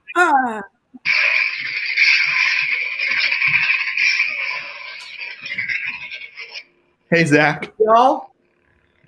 Oh my Hey, God. Zach Perry still wearing the Toronto Raptors hoodie, still wielding that lightsaber like a pro. Just wanted to pop in, check on y'all. Hey, Demi, I'm Zach. Hi, Zach. I'm Demi. What's going on? Zach, what a joy. What? Guys, So let's nice to see you. let's all do the snaps. The snaps? Well, like Adam's family. What's the thing here? No, the Ray snaps. In the movie. Oh, Great. George, how you doing? I'm hurting. George, you had a lot of energy during that Paul call. It was the most I'd heard you talk in probably 6 hours. Maybe. Paul woke you up. George, do you feel is this painful for you at all watching someone else's take on your creation? No, I like Ryan's take on it. I think it's ambitious, and I think he's trying something different, which that's exciting. Yeah. I just think it's a really good film. I think it's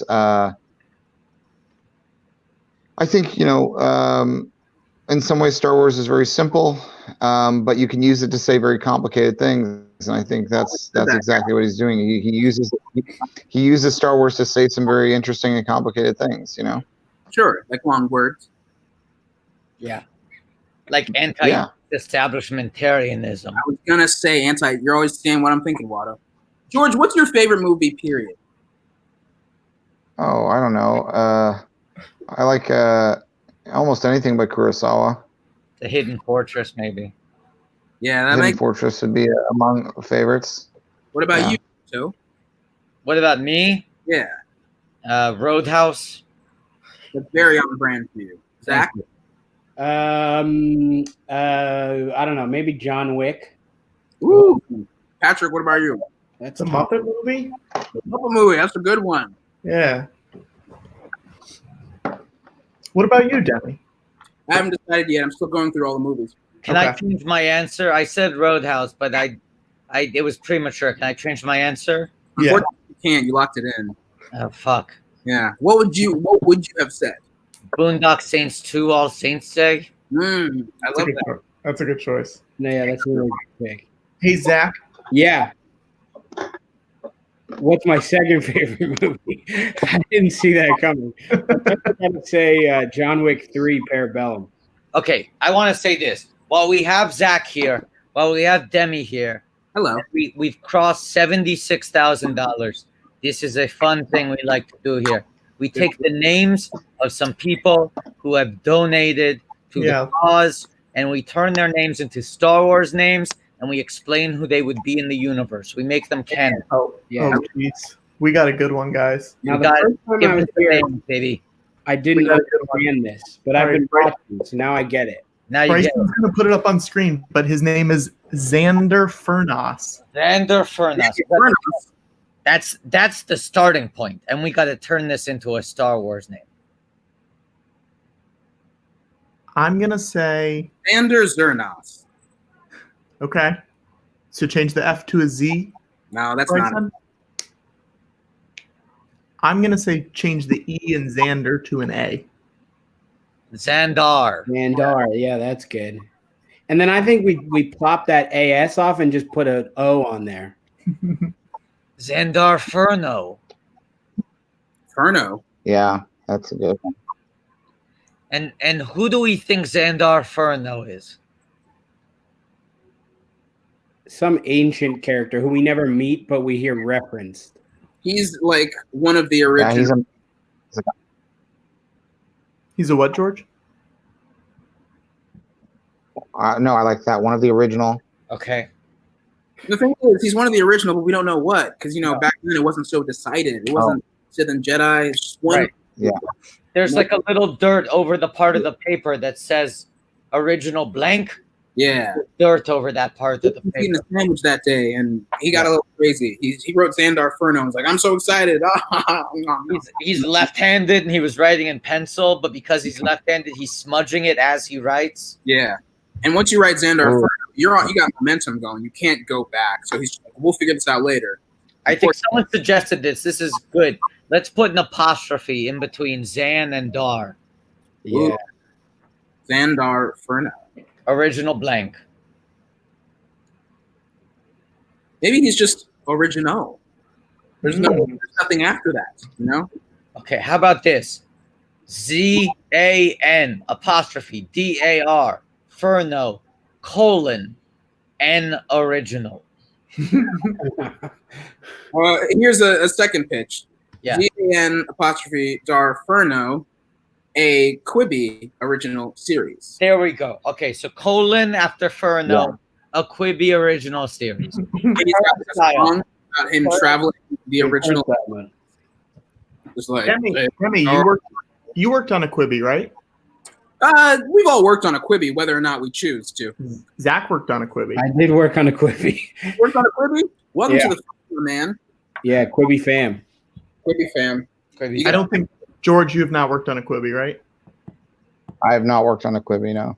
George, Watto? could you They're going to break up the detour into 10-minute chunks? Because then Quibi might be a good home for the Oh my Detour God. series. 39 episodes of Detour spread into Quibi chunks. That show would last for 15 years. Yeah. Wow, all this money they're sitting on. Unbelievable. I have not worked on a Quibi, but I'm a Quibi completist. I've watched every episode of every Quibi there is. You had an hour? Yeah, I had 1 hour. I had an hour to kill. Ugh. So I'm going to go to bed soon, but before I go, I wanted to run some. I've been searching the internet for some Star Wars based riddles. Oh, And I was wondering if I could get some help from the experts, George and Watto and Demi. okay. All right. And Zach. Patrick, Patrick, I didn't know if you were going to be asleep or not during this. Hey, come on. Okay. Okay. The first riddle: how do Ewoks communicate over long distances? practice. Not practice. Okay. No. I'll acknowledge it if it's right. Can I get? Talkies? Yeah, Ewok talkies. Ooh. Okay, so the website I'm on asks if you answered this riddle correctly. I'll say yes, and 57% of people answered that riddle correctly. Wow. Okay, here's one titled "Constipated Yoda Riddle." Speaking of Constipated Yoda, Perfect timing. great Yoda Oh, scene wow. right now, and it is the shit. This Yeah. guy, what a legend. What an absolute legend.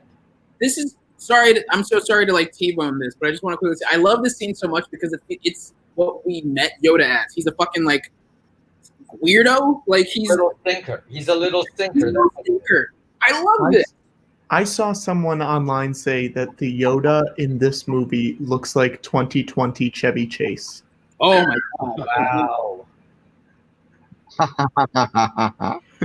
And I just want you all to think about Did that. they say that prior to 2020, and they were? I guess it was calculating 2019. I guess it was 2019. Can I say something? Can I say something about Chevy Chase?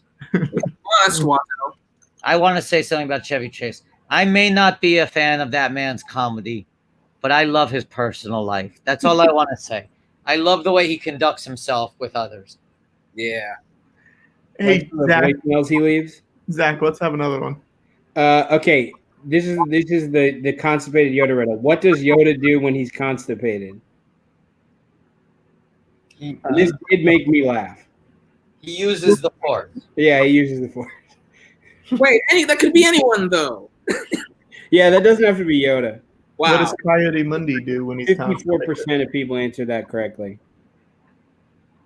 What does Finn do when he's constipated? He pushes. Let me think about it. Oh, who said do or do not? There's no try. That's great. That is much better. Count Dooku. Count Dooku. What if there was a scene where Yoda takes down Count Dooku by saying more like Count Dooku? Yeah, and he's like, ooh, stinky Dooku. More like Count Dooku.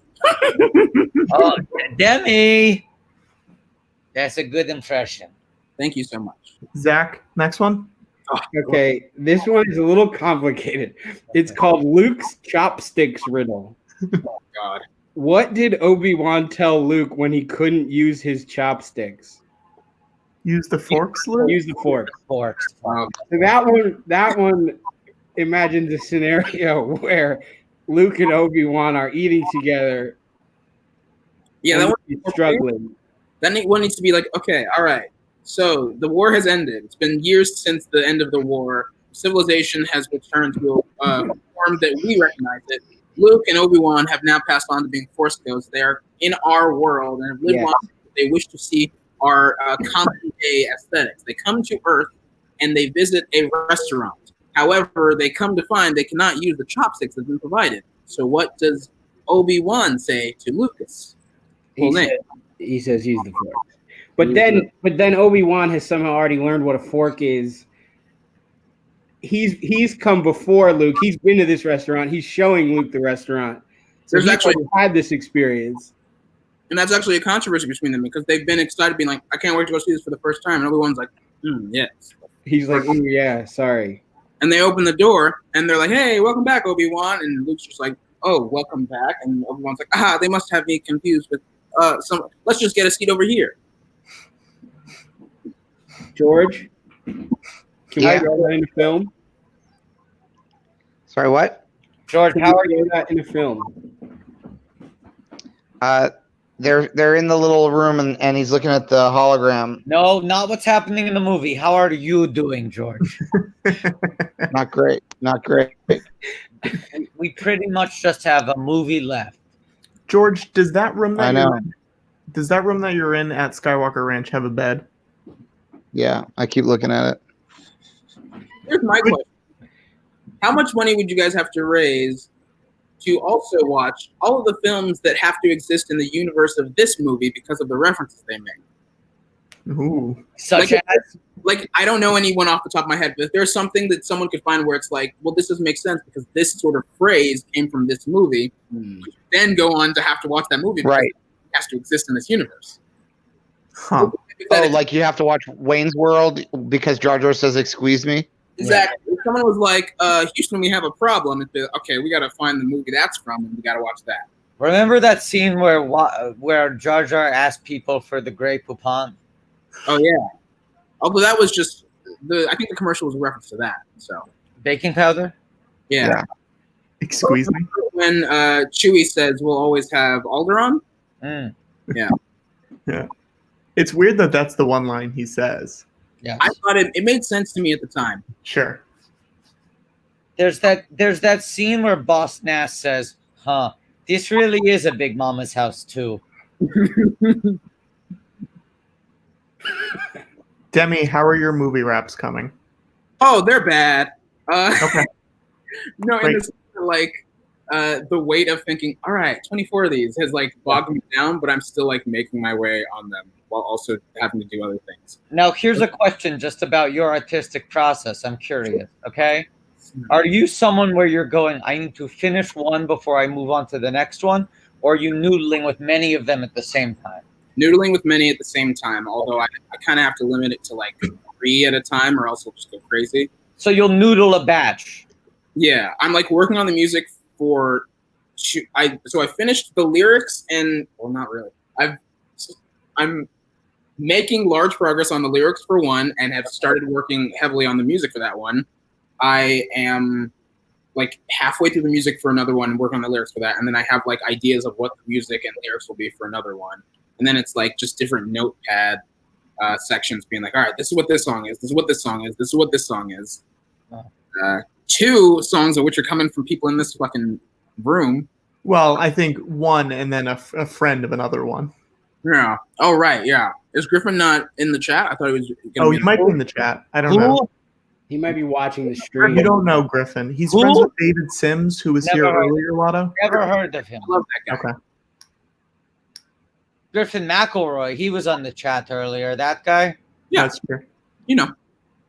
I find that all Griffins with podcasts look the same. That's a judgment I've made. It feels very clever and original, and I will tweet that at all of the Griffins and podcasts on a daily basis.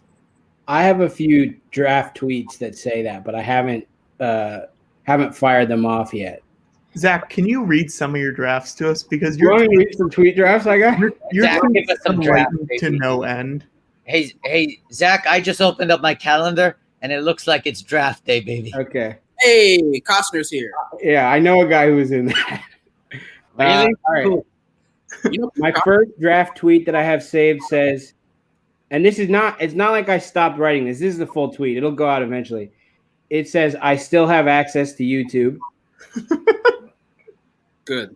That's good. One of them just says, wash my podcast after lunch. Wash my podcast up. Wash my podcast after lunch. These are so evocative. They're an economy of language that yet invokes an entire world. One of them says, am I in Ray Stremmerd? I think I wrote that like 2 years ago. Wow. One of them says, should I go as a fat guy for Halloween? What was that one? Should I go as a fat guy for Halloween? Zach, what was your potato tweet the other day? Well, I've been on a potato tweeting kick lately because I've been eating a lot of potatoes in my social distancing. It's an easy food. It keeps for a long time. So I was just tweeting about eating a potato. Yeah. Ugh. That's the long and short of it. Who is everyone's favorite character in this movie? Vice Admiral. Mine is that guy on the right there. The Iron? No, Is it that's the alien guy on the right. Can we do? I think I'm a few seconds behind you. Can we do something very important? Because who knows how much longer Jedi Master Zach Cherry or Sith Lord Zach Cherry is going to stay awake. We've crossed 76,000. Can we do another round of Star Wars names? Yeah, sure. Hang on. Okay, here's one. The most recent one for me. Zach Chong. Cheong. Zach Chong. Zach Chong. Sorry, how do you spell? Okay.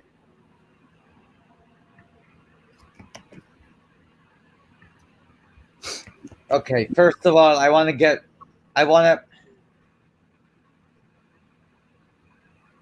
No, hold on. It's coming to me. I think we add a second A in there. ZAAC. ZAAC? Yeah. So it's like, maybe it's pronounced like Zoc. Okay. Maybe it's just ZOC. Zoc is good. ZOC. ZOC, Zoc. Let's swap the A in Zach with the O in Chong. And I think we need multiple syllables on the last name. I think so too. Could it be? Oh, wait. What? Could it be? Could we put the ANG after the ZOC? Zocang Che. Yeah. What about Octoon Baby? And that's also very good. That's also very, very good. Zakang Che. Zakang. Can we add a P after the Che? Chep. Zakang Chep? Yes, we can. That's good. What if we change the P to an F? Zocang Chef. Chef. I think I got some of their food at the range before this. Okay, here's my pitch. It's Chef Zokang Chep. Yeah. Ooh, I do like that. I like it. Chef Zokang Chep. And he's a lawyer. He is a lawyer specializing in child custody cases. What planet? Oh yeah. Do you in the Star Wars universe? Do you have to get a different law degree? I think for each. Yes. In every planet or whatever planet you're on. Yeah. Sure. I guess you would have to. That's what a bummer. What a bummer Star Wars is when you think about it like that. Oh God, I can't practice law on any planet. Yeah, when you think about the fact that like they're going between different worlds and their worlds act like states in ours, where it's like there's a federal sort of system. It's like, oh, you can't bring regional. Take that. You haven't. Yeah. You haven't passed the bar on Coruscant. The next name is going to be Mariana Fayo. I don't know how to pronounce it, but it's also too late for me to think. Yep. Okay. It'll be coming up in a second. Chef Zokang Chep. And now here's the next name, Mariana Faina. I'm sorry, Mariana. Oh, now that O is really interesting because we got the accent on it. It's already there. It's already there. It's a special O. Okay. Let's put the O somewhere separately for now and not touch it really quick. Okay, move the O to move the over to the side. We switched the R and the N. Maniara. Oh, I like that. I was gonna say switch the J and the I. Do that too.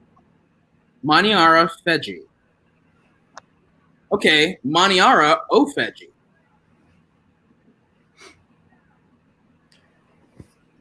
What if the O is the middle initial? Yeah. Ooh, Maniara O period Feji. Yeah. Every time someone's like, "What's the O stand for?" It's like, "You don't want to know." And that's her secret. That everyone's like, "Oh, I gotta find out what that O stands for." Hey, so you know what she says? She says, "You don't want to O." You don't want to O. And then we find out. She's like, "That's not an O. It's a bullet hole I'm gonna put in your head if you don't move." And everyone's like, "Oh, Maniara." Coming in hot. Mariana O Feji. That's a guy. Let me get one more. Hang on. Wait, no, but now I'm looking at it. I'm wondering if we changed the original name enough. Okay, It's kind of cool. we take away the M, so it's Aniara O Feji. Can I say I think we need to do something else here. I think we need to swap the F and the M. Faniara O Omeji. Yes. Faniara. Wait, I think we need to drop the final A. I think we got Faniar Omeji. Oh, I like that. Drop the last A. It's clean. Yeah, drop the last A. Oh, here's a crazy pitch. Okay. Okay. You move Watto, how many times today have you said the drop the blank? It's cleaner. It never stops being funny. It's one of the 5 all-time funniest things.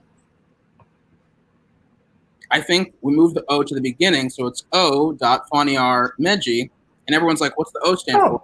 Secret. It's Obi. Obi Faniar Omeji. Obi Faniar Meji. That's a name I haven't heard in a long time. Am I wrong here? Is Obi is Obi-Wan his like legal name? What's the deal there? George, that's a you question. Is Obi What's the question? like a sir type deal? I don't remember. I think it's just like a fun thing people can throw into their name. Okay. So you don't have to earn the Obi. Anyone can be an Obi. Isn't that Order of the British Empire? No, not anybody. No, not everybody. But you know when you earned it. Snoke is fucking gold robe. I want that robe. It's a good robe. It doesn't Now, look Demi, cool at all. Demi, we had this question earlier. Do you think less of Snoke knowing what you know now about him? No, but only because every time I watch this movie, I feel like my brain just sort of shuts down the later. Like kind of That's what we all say. Answer. When I'm watching The Last Jedi, I'm living purely in the moment. Exactly. I feel that way about all of them. Honestly, I don't think like, oh, their story gets fucked up later, so I feel bad about it, or like this change. Like I think my impression of each individual movie only affects that individual film. Yes. Yeah, Like, I sort of feel like because I know even if I process the thing of him being created, I kind of think of it in terms of like he doesn't know that he was created, so he's still functioning as his own thing. You know what I mean? That like Snoke doesn't think of himself as a puppet. He just thinks of himself as himself. None of us really think of ourselves as puppets if you think about it. We missed 339, Watto. Fuck. Okay. Let's do it now. But you got the tweet at Disney Plus. # May Detours be with you. We need Disney Plus to release Star Wars Detours, a funny show we need now more than ever. In these uncertain times, you mean? Yes, absolutely. It's trying times. Now more than ever, we need to come together. Yes. To protect our families. Hey, wait, remember how this scene that's about to happen is so fucking cool and exciting? Yep. Like it's such a thrilling, ecstatic piece of Which part? What's happening in Snoke's room, in his throne room. Yeah. But all of it, I mean, all of this just It's fucking beautiful what's happening in that room. God. It all rips. All of this rips.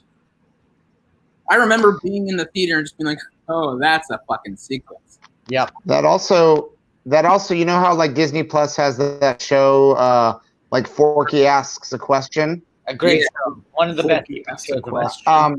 They should have a show called What's Happening in Snoke's Room. What's happening? And it takes place before The Last Jedi, and it's just like Snoke being like, look at what I have today.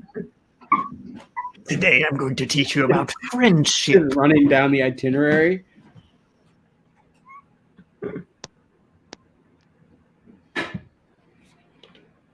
Oh.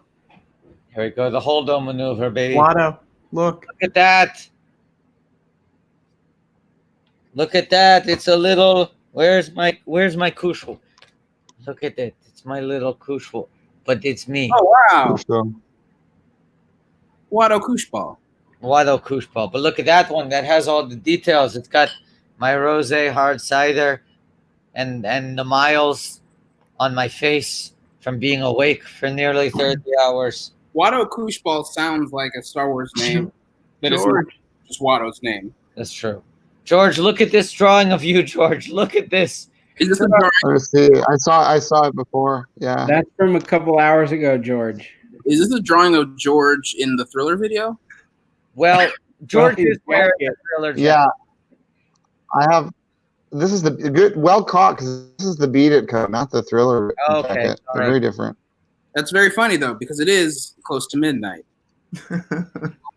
Between That's right. Not here. Going way past it over here. I'm gonna get out of here. It's bedtime for me. Zach Cherry. I do have a slight pitch for you guys that may offer you some hope. Your albums are built on hope. A new hope. So you're at 76K now. Yes. You got to get to 80K to not do it. Yes. But what if, let's say you don't make it to 80K tonight. You set a date for it, but if you can get to 85K before the start date, then you don't have to do it. Or 90K. Yeah. Zach, I have a higher number. Yeah. Zach, I have a question. Yeah. How much did you make on your Quibi? I hear that Quibi pays very well. Yeah. I mean, I can at some point contribute more. But like $4,000, Zach? No, not $4,000. And we should keep in mind the person who stands in the best position to contribute more is billionaire George Lucas, the one person here who literally sold a franchise. True, George. You could stop this at any moment, but I think that would be a nice escape valve for you guys. You could do some other stuff to try and get it up a little bit higher in the weeks. Wait, Zach, before you leave, you gotta watch this awesome thing that's about to happen. Oh yeah. Yeah, you gotta watch it. You gotta watch it, Zach. Even just the design of small things like this microscope system, like this, or like magnifying glass system with the doors opening. It's just all so intricately designed in a cool way that still feels inherently Star Wars. And the confidence of just it's all red light. Yeah, the red is no details, just red light everywhere surrounding them. Oh God, that shot! And one of the guys in red is Pierce Brosnan. What? No, you're thinking of the movie The November Man. Oh yeah. Oh, are you streaming The November Man on Disney Plus? Yeah, I'm watching The November Man. Barry is doing the November Man live stream. All right, guys. If we get to 85,000, they're gonna watch every single episode of the November Man original series. We're gonna watch January Man, February Man, March Man, Kiati Monday, Kiati Tuesday, Kiati Wednesday. Of March, pieces of April, May. May movie. May the Force be with you. Yeah, they're gonna watch all of Star Wars again. Okay, wait. This cool shit's about to happen. I just remember losing my fucking brain in the theater when this happened. I want to. Hey, Watto. Yeah. I saw this with your friend David Sims. You did? Who is he there with? He was there with that guy that you don't know. First of all, he's not my friend. He's some guy who fucking popped into the stream earlier. Zach, I consider a friend. Demi, I consider a friend. David Sims, I don't know this guy from Adam. Okay, Ben Hosley. You seem like you were real chummy with Ben Hosley. That guy fucking rules. That guy's the best. I think it's unfair to just declare. Oh, we talked right over the fucking. Anyway, I think it's a little unfair to declare me as a friend, Watto. No, we're close friends. We're very close friends. I can't stand by everything you've done, Watto. You're probably my best friend now. in the wake of Jeffrey Epstein's untimely death, you are my best friend. Ooh, okay. I didn't know that. And Demi, honestly, I see a lot of him in you, and I mean that as the highest compliment. Interesting compliment choice. Now watch Is this. it Back to back, they're going to attack the fake news. This rules. God, the lighting flares, the fucking way they lean on each other, and it's not like ready. It's just cool. It's all so good. Yeah. I saw someone in the chat complaining about the fight choreography. It's the kind of thing that it's like, if you watch it super closely, maybe, but I can't imagine seeing the scene for the first time and like sort of watching it so intently, not being swept up in it, that you're just kind of like, this doesn't work for me because of the way they move. They sometimes don't. It's just like details that I'm just like, how do you pick up on that? How are you not like, holy shit? Also, every fight in every movie is like, there's two guys waiting by the side, not doing anything. Yeah. That's just the logic of movie fighting. Yeah. If you think about it, when they go into space, it's like, hold up, how are you flying? If you think about it, not off the top. These guys, that these weapons are cool. Here's my question. What is that sort of wall made out of that it catches fire like a cloth? Because it opens like a fucking, it's great. Flammable air. And the way that he explodes into pieces, God. This rules. It's like rubber. It's like a rubber wall of some sort. I don't know. Yeah, no, everything about this fucking owns. Also, the way Adam Driver acts when he sword fights is amazing. Man, that guy is good. You know, it makes me angry. Like, how good this guy is.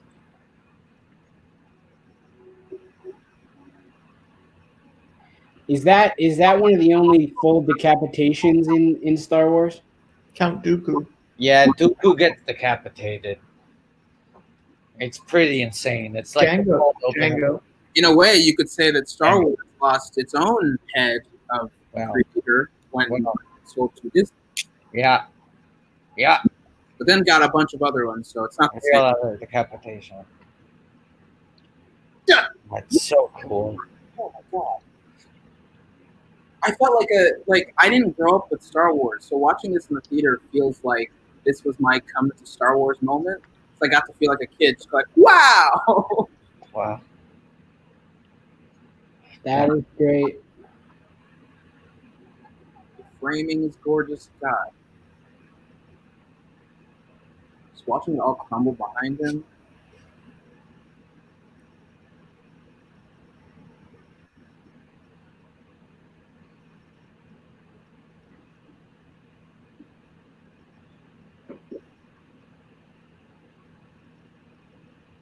Also, where did this room exist? Because it seems like it's burnt down everything around it. Like, so where is it just like its own planet or ship? Yeah, let's see a map of this thing. Yeah. I'm out of it now. This is ridiculous. Do you guys know about Coruscant? Oh no. What about it? The whole planet is a city, and the whole city is a planet. Okay. I can't even wrap my head around that. That doesn't make any sense to me. Just think about it. The whole city's a planet. Next thing you'll tell me there's some cities that are in 2 states. Hey, George, do you remember the City Planner song? Yeah. Can you sing it again? Someone's asking. How's it go? You came up with it. That's why I asked if you remembered it. I'm city planner on the city planet. Wait, I'm a city planner on the. I'm a city planner on the city planet. It's a planet of cities. I'm a city planner. That was incredible, George. I'm the city planner on the city planet. It's the planet of cities. I'm the city planner. It's called Planet City, and it's sort of silly because the city's a planet and the planet's a city. No, I will play City Planet. What? Tell what is the melody of City Planet? I'm a city planner on the planet of cities. It's a city planet, and I'm sitting for cities. And I'm on the planet. It's the planet. What? Counselor? Counselor? My brain's broken, everybody. I'm a little freaked out by how much the donations have slowed down as we hit these. Oh my God, Demi has broken out the violin. Wow. Oh boy. I'm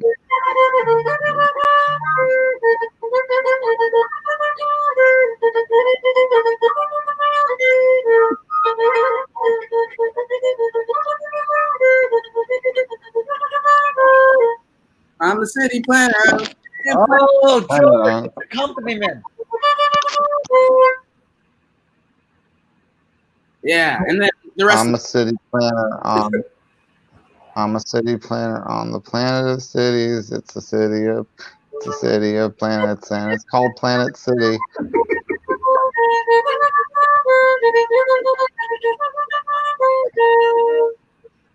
I'm a city planner on the planet of cities. It's a city planet, and it's called Planet City. You might think it's silly to be planning a city on a city of planets called Planet City.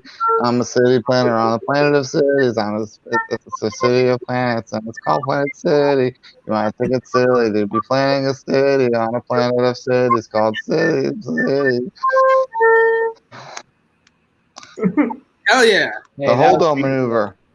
Oh, fellas! Wham! Wow! Hold on. Whoa! Although, what have you done to my ship? I just love when you get to see the close-ups and you see all the detail and the shit breaking apart. Like, it's just it's like anyone would have done that, but just the debris. It's just a fucking great visual. Now, guys, talk to me. A lot of people are mad because they think that should have been how Admiral Akbar went out. Do you guys agree or disagree? I don't give a shit about Admiral Akbar as my thing, so I'm just kind of like, hey, if that would have been how he went out, I would be like, oh, I guess the guy who became a meme is kind of big. Yeah. But I don't know. I disagree that people are mad. Oh. What are you talking about? I disagree with your original premise. Wow. Well, Zach, I disagree that you disagree. Okay, I'm going to bed now because if I don't go to bed now, I'm never going to bed. I'm going to get sucked in. Later. Zach, show us your lightsaber. Show us your lightsaber. Okay, one more lightsaber.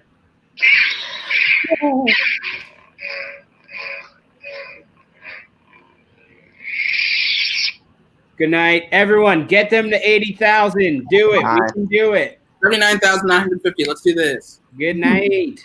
Good night, Zach. Good night, Zach. It's not a bad song. I'm a city planner on a planet of cities. It's a city planet, and it's called Planet City. You might think it's silly to be planning a city on a city of planets called Planet City.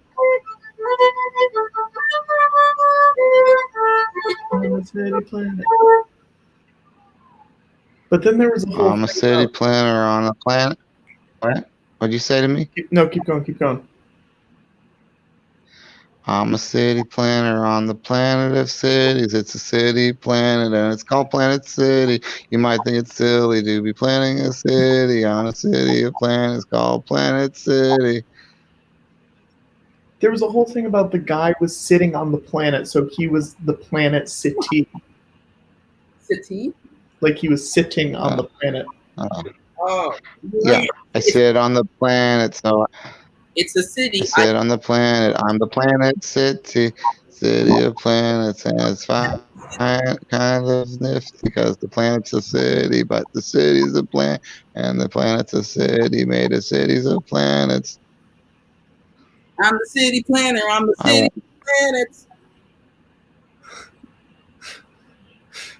I'm a city planner on the planet of cities. It's a city planet, and it's called Planet City. You might think it's silly to be planning a city on a city of planets called Planet City.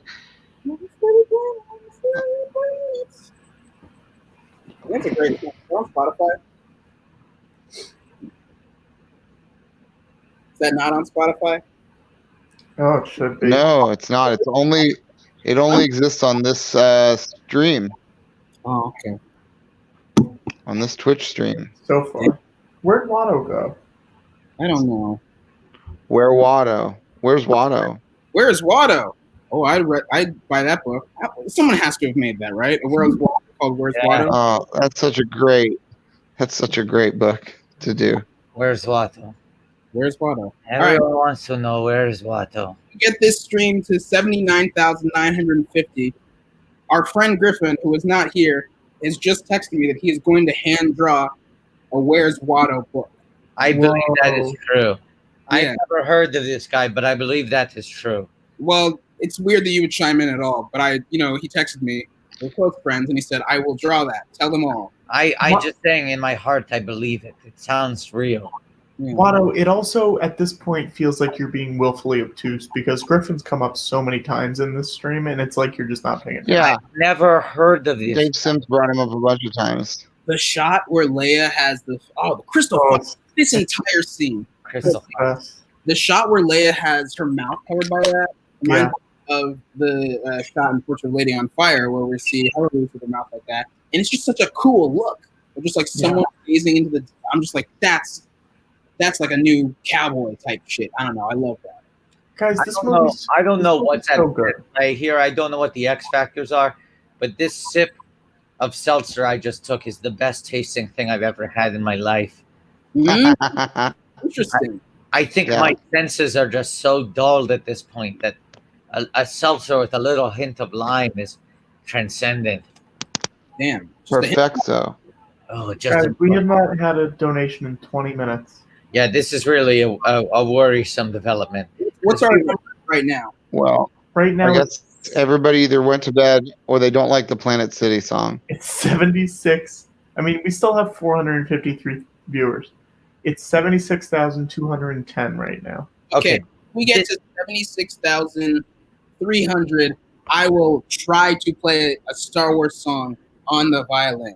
Now, I'll tell you right now, I don't know many, if any. I like this. We need to create some new short-term goals. Here's another thing I'm going to do. Short-term deals. Shall we do the Ladies Who Lunch by Sondheim? Yes, I'm also going to scan Twitter for millionaires who seem to still be awake. Musk just had a baby. That guy's awake. Good call. Well.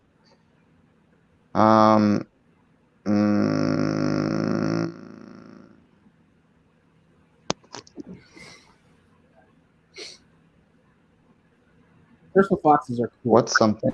When you look them real close. What's something that people would donate for? Something I could do that people would donate money for. Hey, George. Blue suit. Cool donate if you show BB-8 again. If I what? If I show BB-8 again? Yeah. Do we ever? If I blow up BB-8? If I like deflate it and then blow it up again? No, don't do that. You'll die. This is a maybe dumb question, but do you ever learn how C-3PO got his red arm? It's in a comic. It's in the comic. It's kind of Yeah, a story. it's a weird story. I like it. I did too. Is it like he told them, "Oh, well, Evans, you must bury me with this red arm. When I die, I will get the red arm." It was a tribute to a droid who sacrificed himself to save C-3PO. Mm. And Hey everyone. Oh my God, Guy Montgomery. All the way from New Zealand. Guy from the worst idea of all time podcast. Guy. Hey guys. Wow. Guy, what time is it there? Hey. It's a crisp 8 p.m. on Tuesday, the 5th of May. Boo. Oh, What you're doing is no longer relevant in our country. It's not in ours either. what do you mean? So, Guy, you are in the future. Tell us, do we make it out of this alive? 3 of you do, yeah. 3. So there's a lot to be excited about. And also, there's quite a lot of commiserations to be shared around as well, obviously. Absolutely. I Absolutely. can notice that you're not commiserating anyone in the chat currently, so it's not that big of a deal. that one of us is done. Mm. No, I think it's an acceptable loss. Hey, how's morale, guys? This is incredible what you're doing. This is it's a triumph of the human body and spirit. Oh, I felt like you guys, you and Tim have made a reputation out of doing things like this that seem very stupid and sort of like masochistic. And then the degree to which the two of you have both been like, this is dumb, you should not have done this, really scares me. Well, we've done endurance to the tune of, I'd say, 9 to 10 hours max. That's your max, is 9 to 10. Never before. I do a podcast for broadcasting the whole time. Sorry, go ahead, George. I do a podcast. Well, I'm breaking character. I was breaking character. I can't do it. George, you have a friend who does a podcast, George. George, you do I have a friend who does a. talk about the podcast. I do have a podcast. What? No, I can't. I'm breaking. My brain is breaking. George has a friend who does George has a friend who does a podcast for 12 hours. Every episode is 12 hours long. At least 12 hours. That's fucking awesome. Yeah. What do you talk about? They just Whatever. They do whatever. They do whatever. For someone who's obviously built the stamina of endurance performance, George, you're struggling more than I might have anticipated. Well, Guy, it's been a long day. I don't doubt it. I've got a lot of respect for you guys. I got to say, of everyone, I would say, in terms of the most enviable position, Connor and Demi are tied for first equal. And then there's Daylight. And then there'd be George. Yeah. And then there'd be Watto. Yeah, I'm not feeling great. Who's Connor? Cotner. Patrick Cotner. Oh, yeah. Cotner, George Lucas, Demi, Watto, Guy. The old wrecking crew. Finally reunited. The boys are back. The classic 5. How's your trunk, Watto? Oh boy, everything's bad. Truly, everything hurts. My trunk is so goddamn sore. Could you please, just for my own sake, my own curiosity, and tell me the lowest you've felt through the entirety of the experience? Sure. Right now. Oh no. This is the moment where I'll be honest. The position I'm sitting in right now. I'm wondering, will I ever be able to get out of this position? Despite the fact that I am not comfortable, it feels like moving even a centimeter might only hurt me more. What about you, George? You look physically so uncomfortable.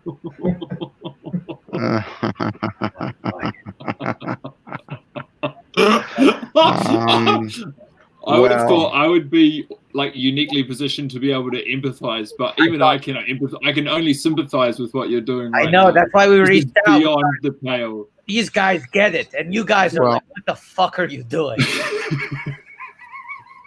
And we had Tim right at the beginning, and you at the end, and both of you are equally perplexed by our life choices. Well, you've done a great thing. I mean, you've met your goal I was watching just before I came on. It said that you hadn't received a fresh donation for 20 minutes. Is that still the case? No, now we got the new wave. We got the new wave. We got someone New now. wave. $76,285. Come on, guys. Just 1,000 or so more, and they will not have to do all of our list. But again, do not get to them. Everyone, just tweet at Elon Musk. He had the baby. He's up. The baby's crying. Grimes is probably crying. Remember where if we get to that, you guys will do the R list again? Like every 10,000, and it's like a binary switch. Yes, R list. Yes, correct. It alternates every 5. Okay, let's get 5,000, gang. Yeah. There's an out for you guys? Is that what I'm hearing? If we make it to 80,000, we don't need to watch our list. I would encourage everyone watching the stream to stop donating. We cannot risk letting these guys. You're never going to get this close to finishing what you've set out to achieve. Oh no, Guy, no. You will never, ever in your life. This is what we set out to do. Our list is a whole different thing. It's not on the same continuum. I think even the UCB staff would understand you guys sort of having to watch our. They'd be like, "No, we want you to stop doing it. We don't like that." Yes, I think people wouldn't like it. As much as we all love Robert Wool, I think they wouldn't like what they actually found. Do you know what I've just realized is what I'm articulating is it exists in the world of the hypothetical, where I think you've suffered for this long. Yeah. You know, you're in a position to experience something greater than any of us. Right. But what I'm not realizing is that this is the reality that you will live in beyond me talking with you guys. Absolutely. And I got to say, I just watching George, I would just like to try and describe what I think he's experiencing, which is one of my least favorite feelings, where all of your energy that remains in your body is going towards keeping your eyes open. Like every scintilla of motivation is going towards staying awake. And do you know what the inverse of that feeling is? Is when your eyes droop like that and you're allowed to just leave them shut. And that's literally as good as life feels. That feeling when your eyes shut and you say, we're allowed. But you're not there yet. You're working hard. Open your wallets, guys. Wait, guys, can I just confirm that we're not going to watch the credits to this movie and we're just going to go straight to the next? We cannot watch the credits. Yeah. I cannot watch the credits. 5 minutes I can never get back. By the way, that fucking scene where she crashes into Finn and then says the thing about saying what we love, I honestly love every part of it. And I know that's something that people fucking hate, but it's so good. Yes. It's the Guy, what do you think of this movie, The Last Jedi? This is the only Star Wars movie I've seen. The only one? Yeah. Whoa. Wow. I watched it in a cinema in Barcelona, weirdly. And it was a romp. I really bought into the franchise and didn't partake in any more of it since then. But I thought it was fantastic. One and done. What did you guys think? I think it's a great one. I think it's really one of the best they ever made. I'd say it's top 2 or 3. Yeah. Seeing as you're going to skip the credits, would it be of any use if I brought up the credit list from IMDb and I gave some of these people their due? Please. That's a great idea, Guy. Knock out 2 birds with 1 stone. Get the credits and watch the movie at the same time. Produced by, I'm just going to bracket all the producers. I'm so tired of J.J. Abrams getting the top producer credit. Everyone worked his hard on that. Grandfathered into everything. Produced by J.J. Abrams, Pippa Anderson, Ram Bergman, Candice D. Campos, Jamie Christopher, Leifa B. Dagfinson, Noah Dadari, Boris Dimitrovich, Kiri Hart, Leopold Hughes, Andrei Jowanek, Vinny Johansson, Nikos Karamigios, Tom Karnowski, Kathleen Kennedy, and Jason D. McGatlin. So let's all take a moment to think about what they did. I was just waiting for one name to spell. Yeah, I was just waiting for one name where it's like, and Orto Foto. Yes. How many names was that in total? It was 1, 2, 3.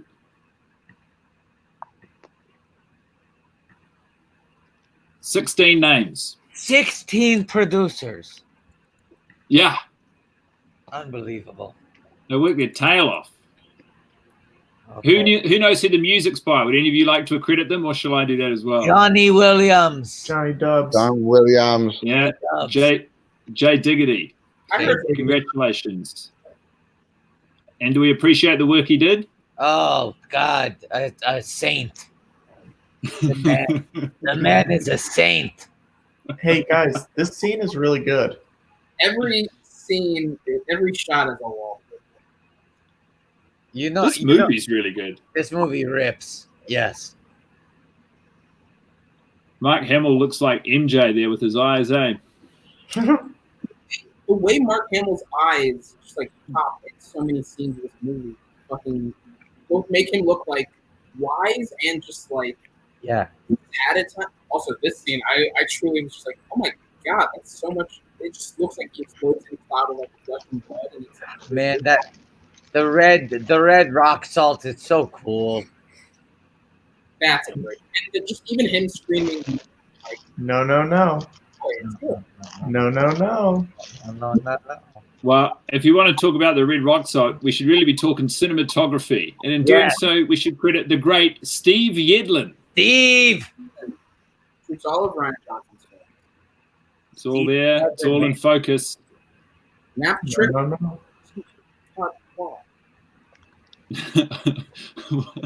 No, no, no. Do it. Patrick saying no is really spinning my wheels. No, no, no. What do you guys got on the go there? You got a little seltzer? I got a little seltzer. It tastes unbelievable. I drank some wine. Right now. Tastes That would have been unbelievable. nice. I've got a fantastic local beer from Auckland here. Oh. Hammertown number 8, Mr. Yakimoto Rice Lager. Goes down smooth. Film edited? Anyone want to guess? Okay, let me take a guess. Yeah. Yeah. I'm throwing out, okay? No guts, no glory. Did Chewbacca pull double duty on this film? Chewbacca did edit this movie under his editorial name, Bob Duxey. Yeah, I knew it. That's his scissor name, his cutting name. Third His scissor pen name punch. for the scissors. Hey, George, man. Just give yourself 1 minute of shut eye. Just let them shut for 1 minute. It'll feel so good.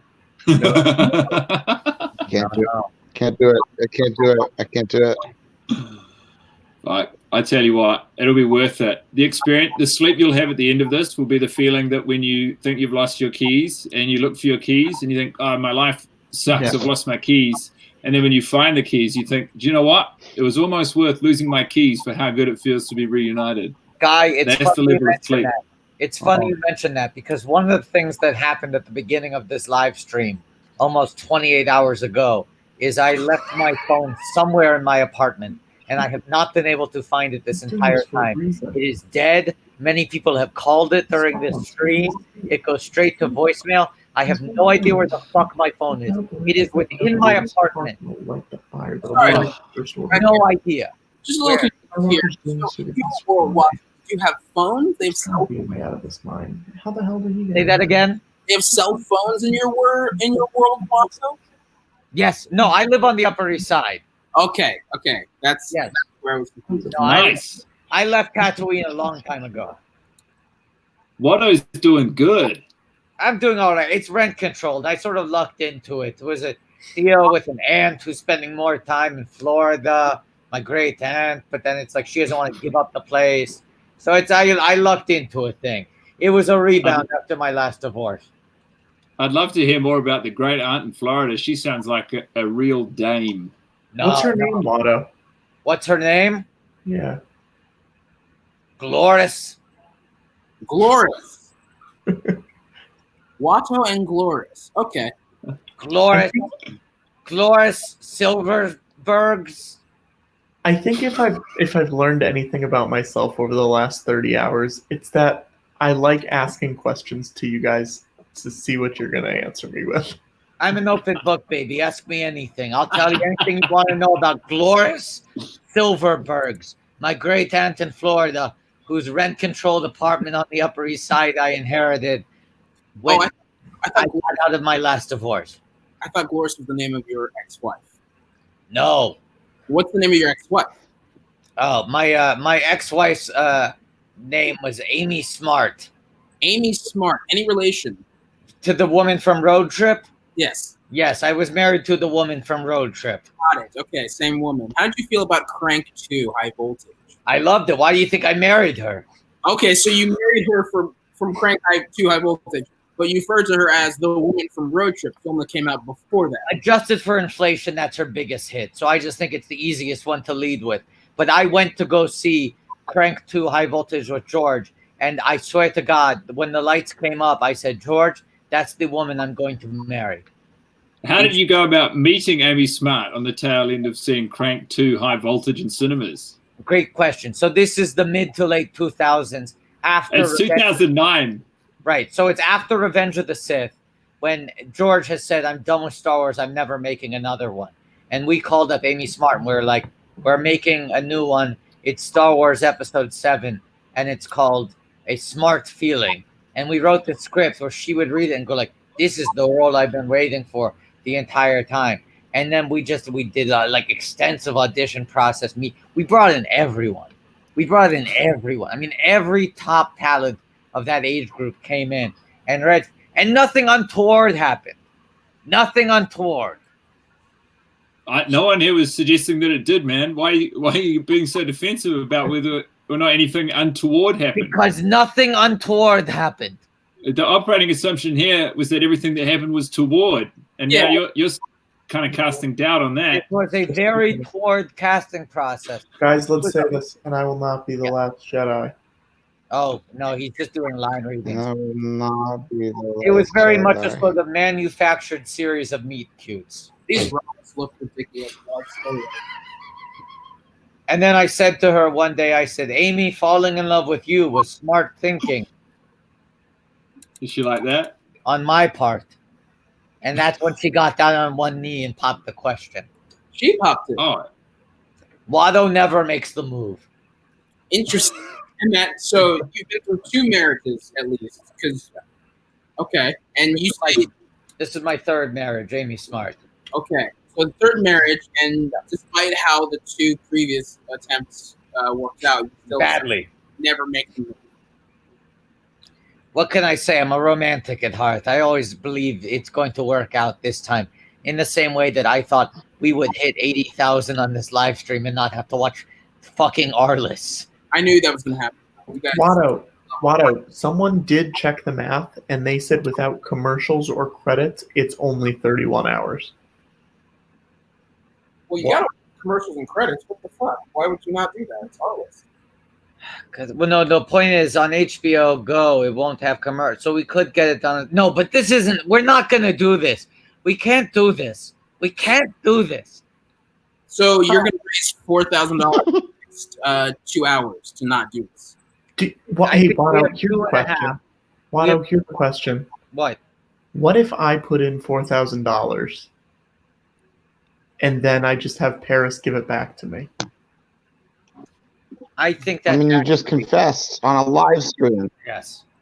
You just confessed to it on a live stream that everyone can hear. Sure, but I wasn't going to be able to get an answer out of Paris anyways right now. Right. I don't think it would work. I think, look, Paris is thrilled, right? We hit the goal. Yeah. You know what? We should all just be happy that we hit the goal and we can move on with our lives and never have to see each other again. Yeah, move on with our lives. Everyone knows what a joke is. You heard of a joke, right? It's the thing that they say when they want to amuse you, and it never is true because that's what's funny. We were being sarcastic. We were being very sarcastic. We were doing a parody of a deal, and you are the ones who got the joke. We were doing a All of you who parody of donated. parody, except for the part that was real, which is I'm so tired. He just Yes. the audience. yes.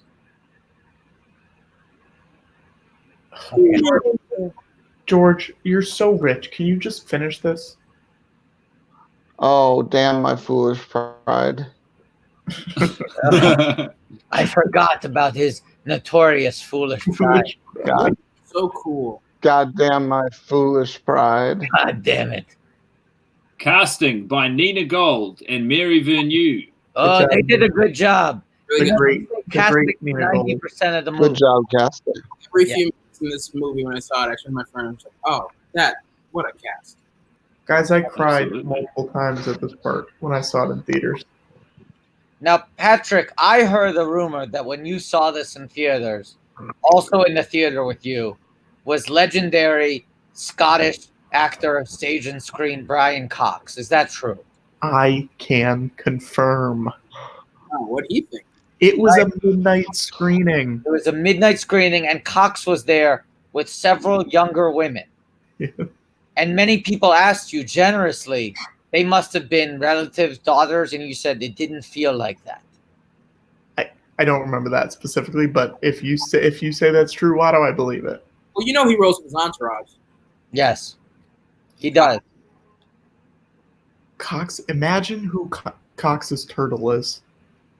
It's also scary for all that.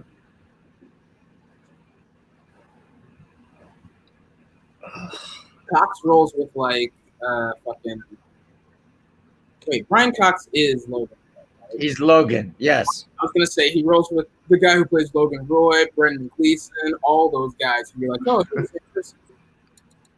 That would be his definitely. I'd say Timothy Spall, Brian Cox, Brendan Gleeson. Tom Wilkins. Basically, if you played a teacher in Harry Potter, is what Watto's trying to say. Right. Decoys. The late great Richard Griffiths. This is the kind of pussy posse we're talking about. Michael Gambon is there. Gambin. Oh wait, Mary Goyles. Gambin.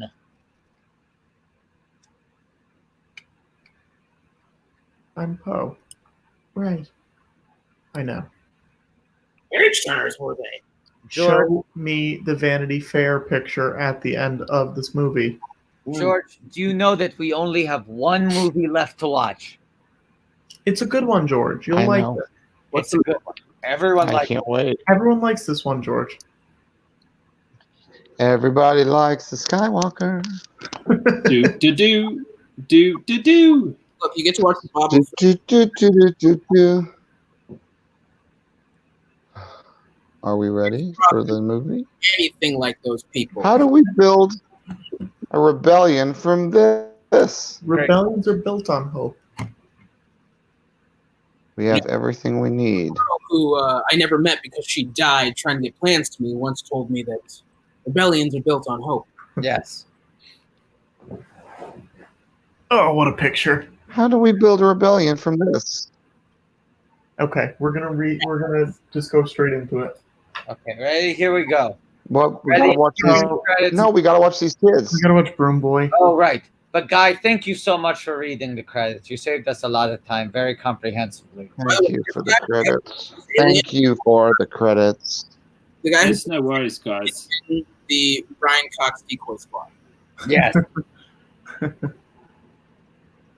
Maybe that's why he went. yes. He's like, oh, my bud's in this. Yeah, they all scream, Larry! At the end. Right. And he was like, I don't really have lines, but I'm like featured. I'm like in it, like prominently, but mostly at the end. And I'm mostly abusing children. It was a fun role. It was just like a fun day on set. We had a lot of fun, a lot of laughs. Hey, you did it, guys. Hey, Another one down. Bob, Okay, great. 13 down Get outta here. to go. we can ignore that one. Okay. You Hey. let me know when you guys are ready. George, Okay, do you remember? George, do you remember that time you and I watched 13 movies in a row? All right, we're gonna start. One, two. Hold on. No, I'm not at the page yet. I don't want to be out of sync. We're going to the menu. We have to select it. But on Disney Plus, let's go to Rise of Skywalker. and Demi is playing the Right. violin music that you play when you're about to Hey, start the final movie. Guys, it's been an honor. I've got pressing matters to tend to here in New Zealand, but it's been an honor. Congratulations. Keep going. Thank what you. you're doing is right. is stupid but admirable. Thank you. I wish you nothing but the best. Thank I you. appreciate it, Guy. Thank you for coming here, and congratulations on living in a country that is handling this pandemic responsibly. Yeah. Thank you so much. Thank I you. take no credit, but we're very lucky. Congratulations. Stay safe, everybody. Love to all. Bye. Thanks, guys. Guy. Bye.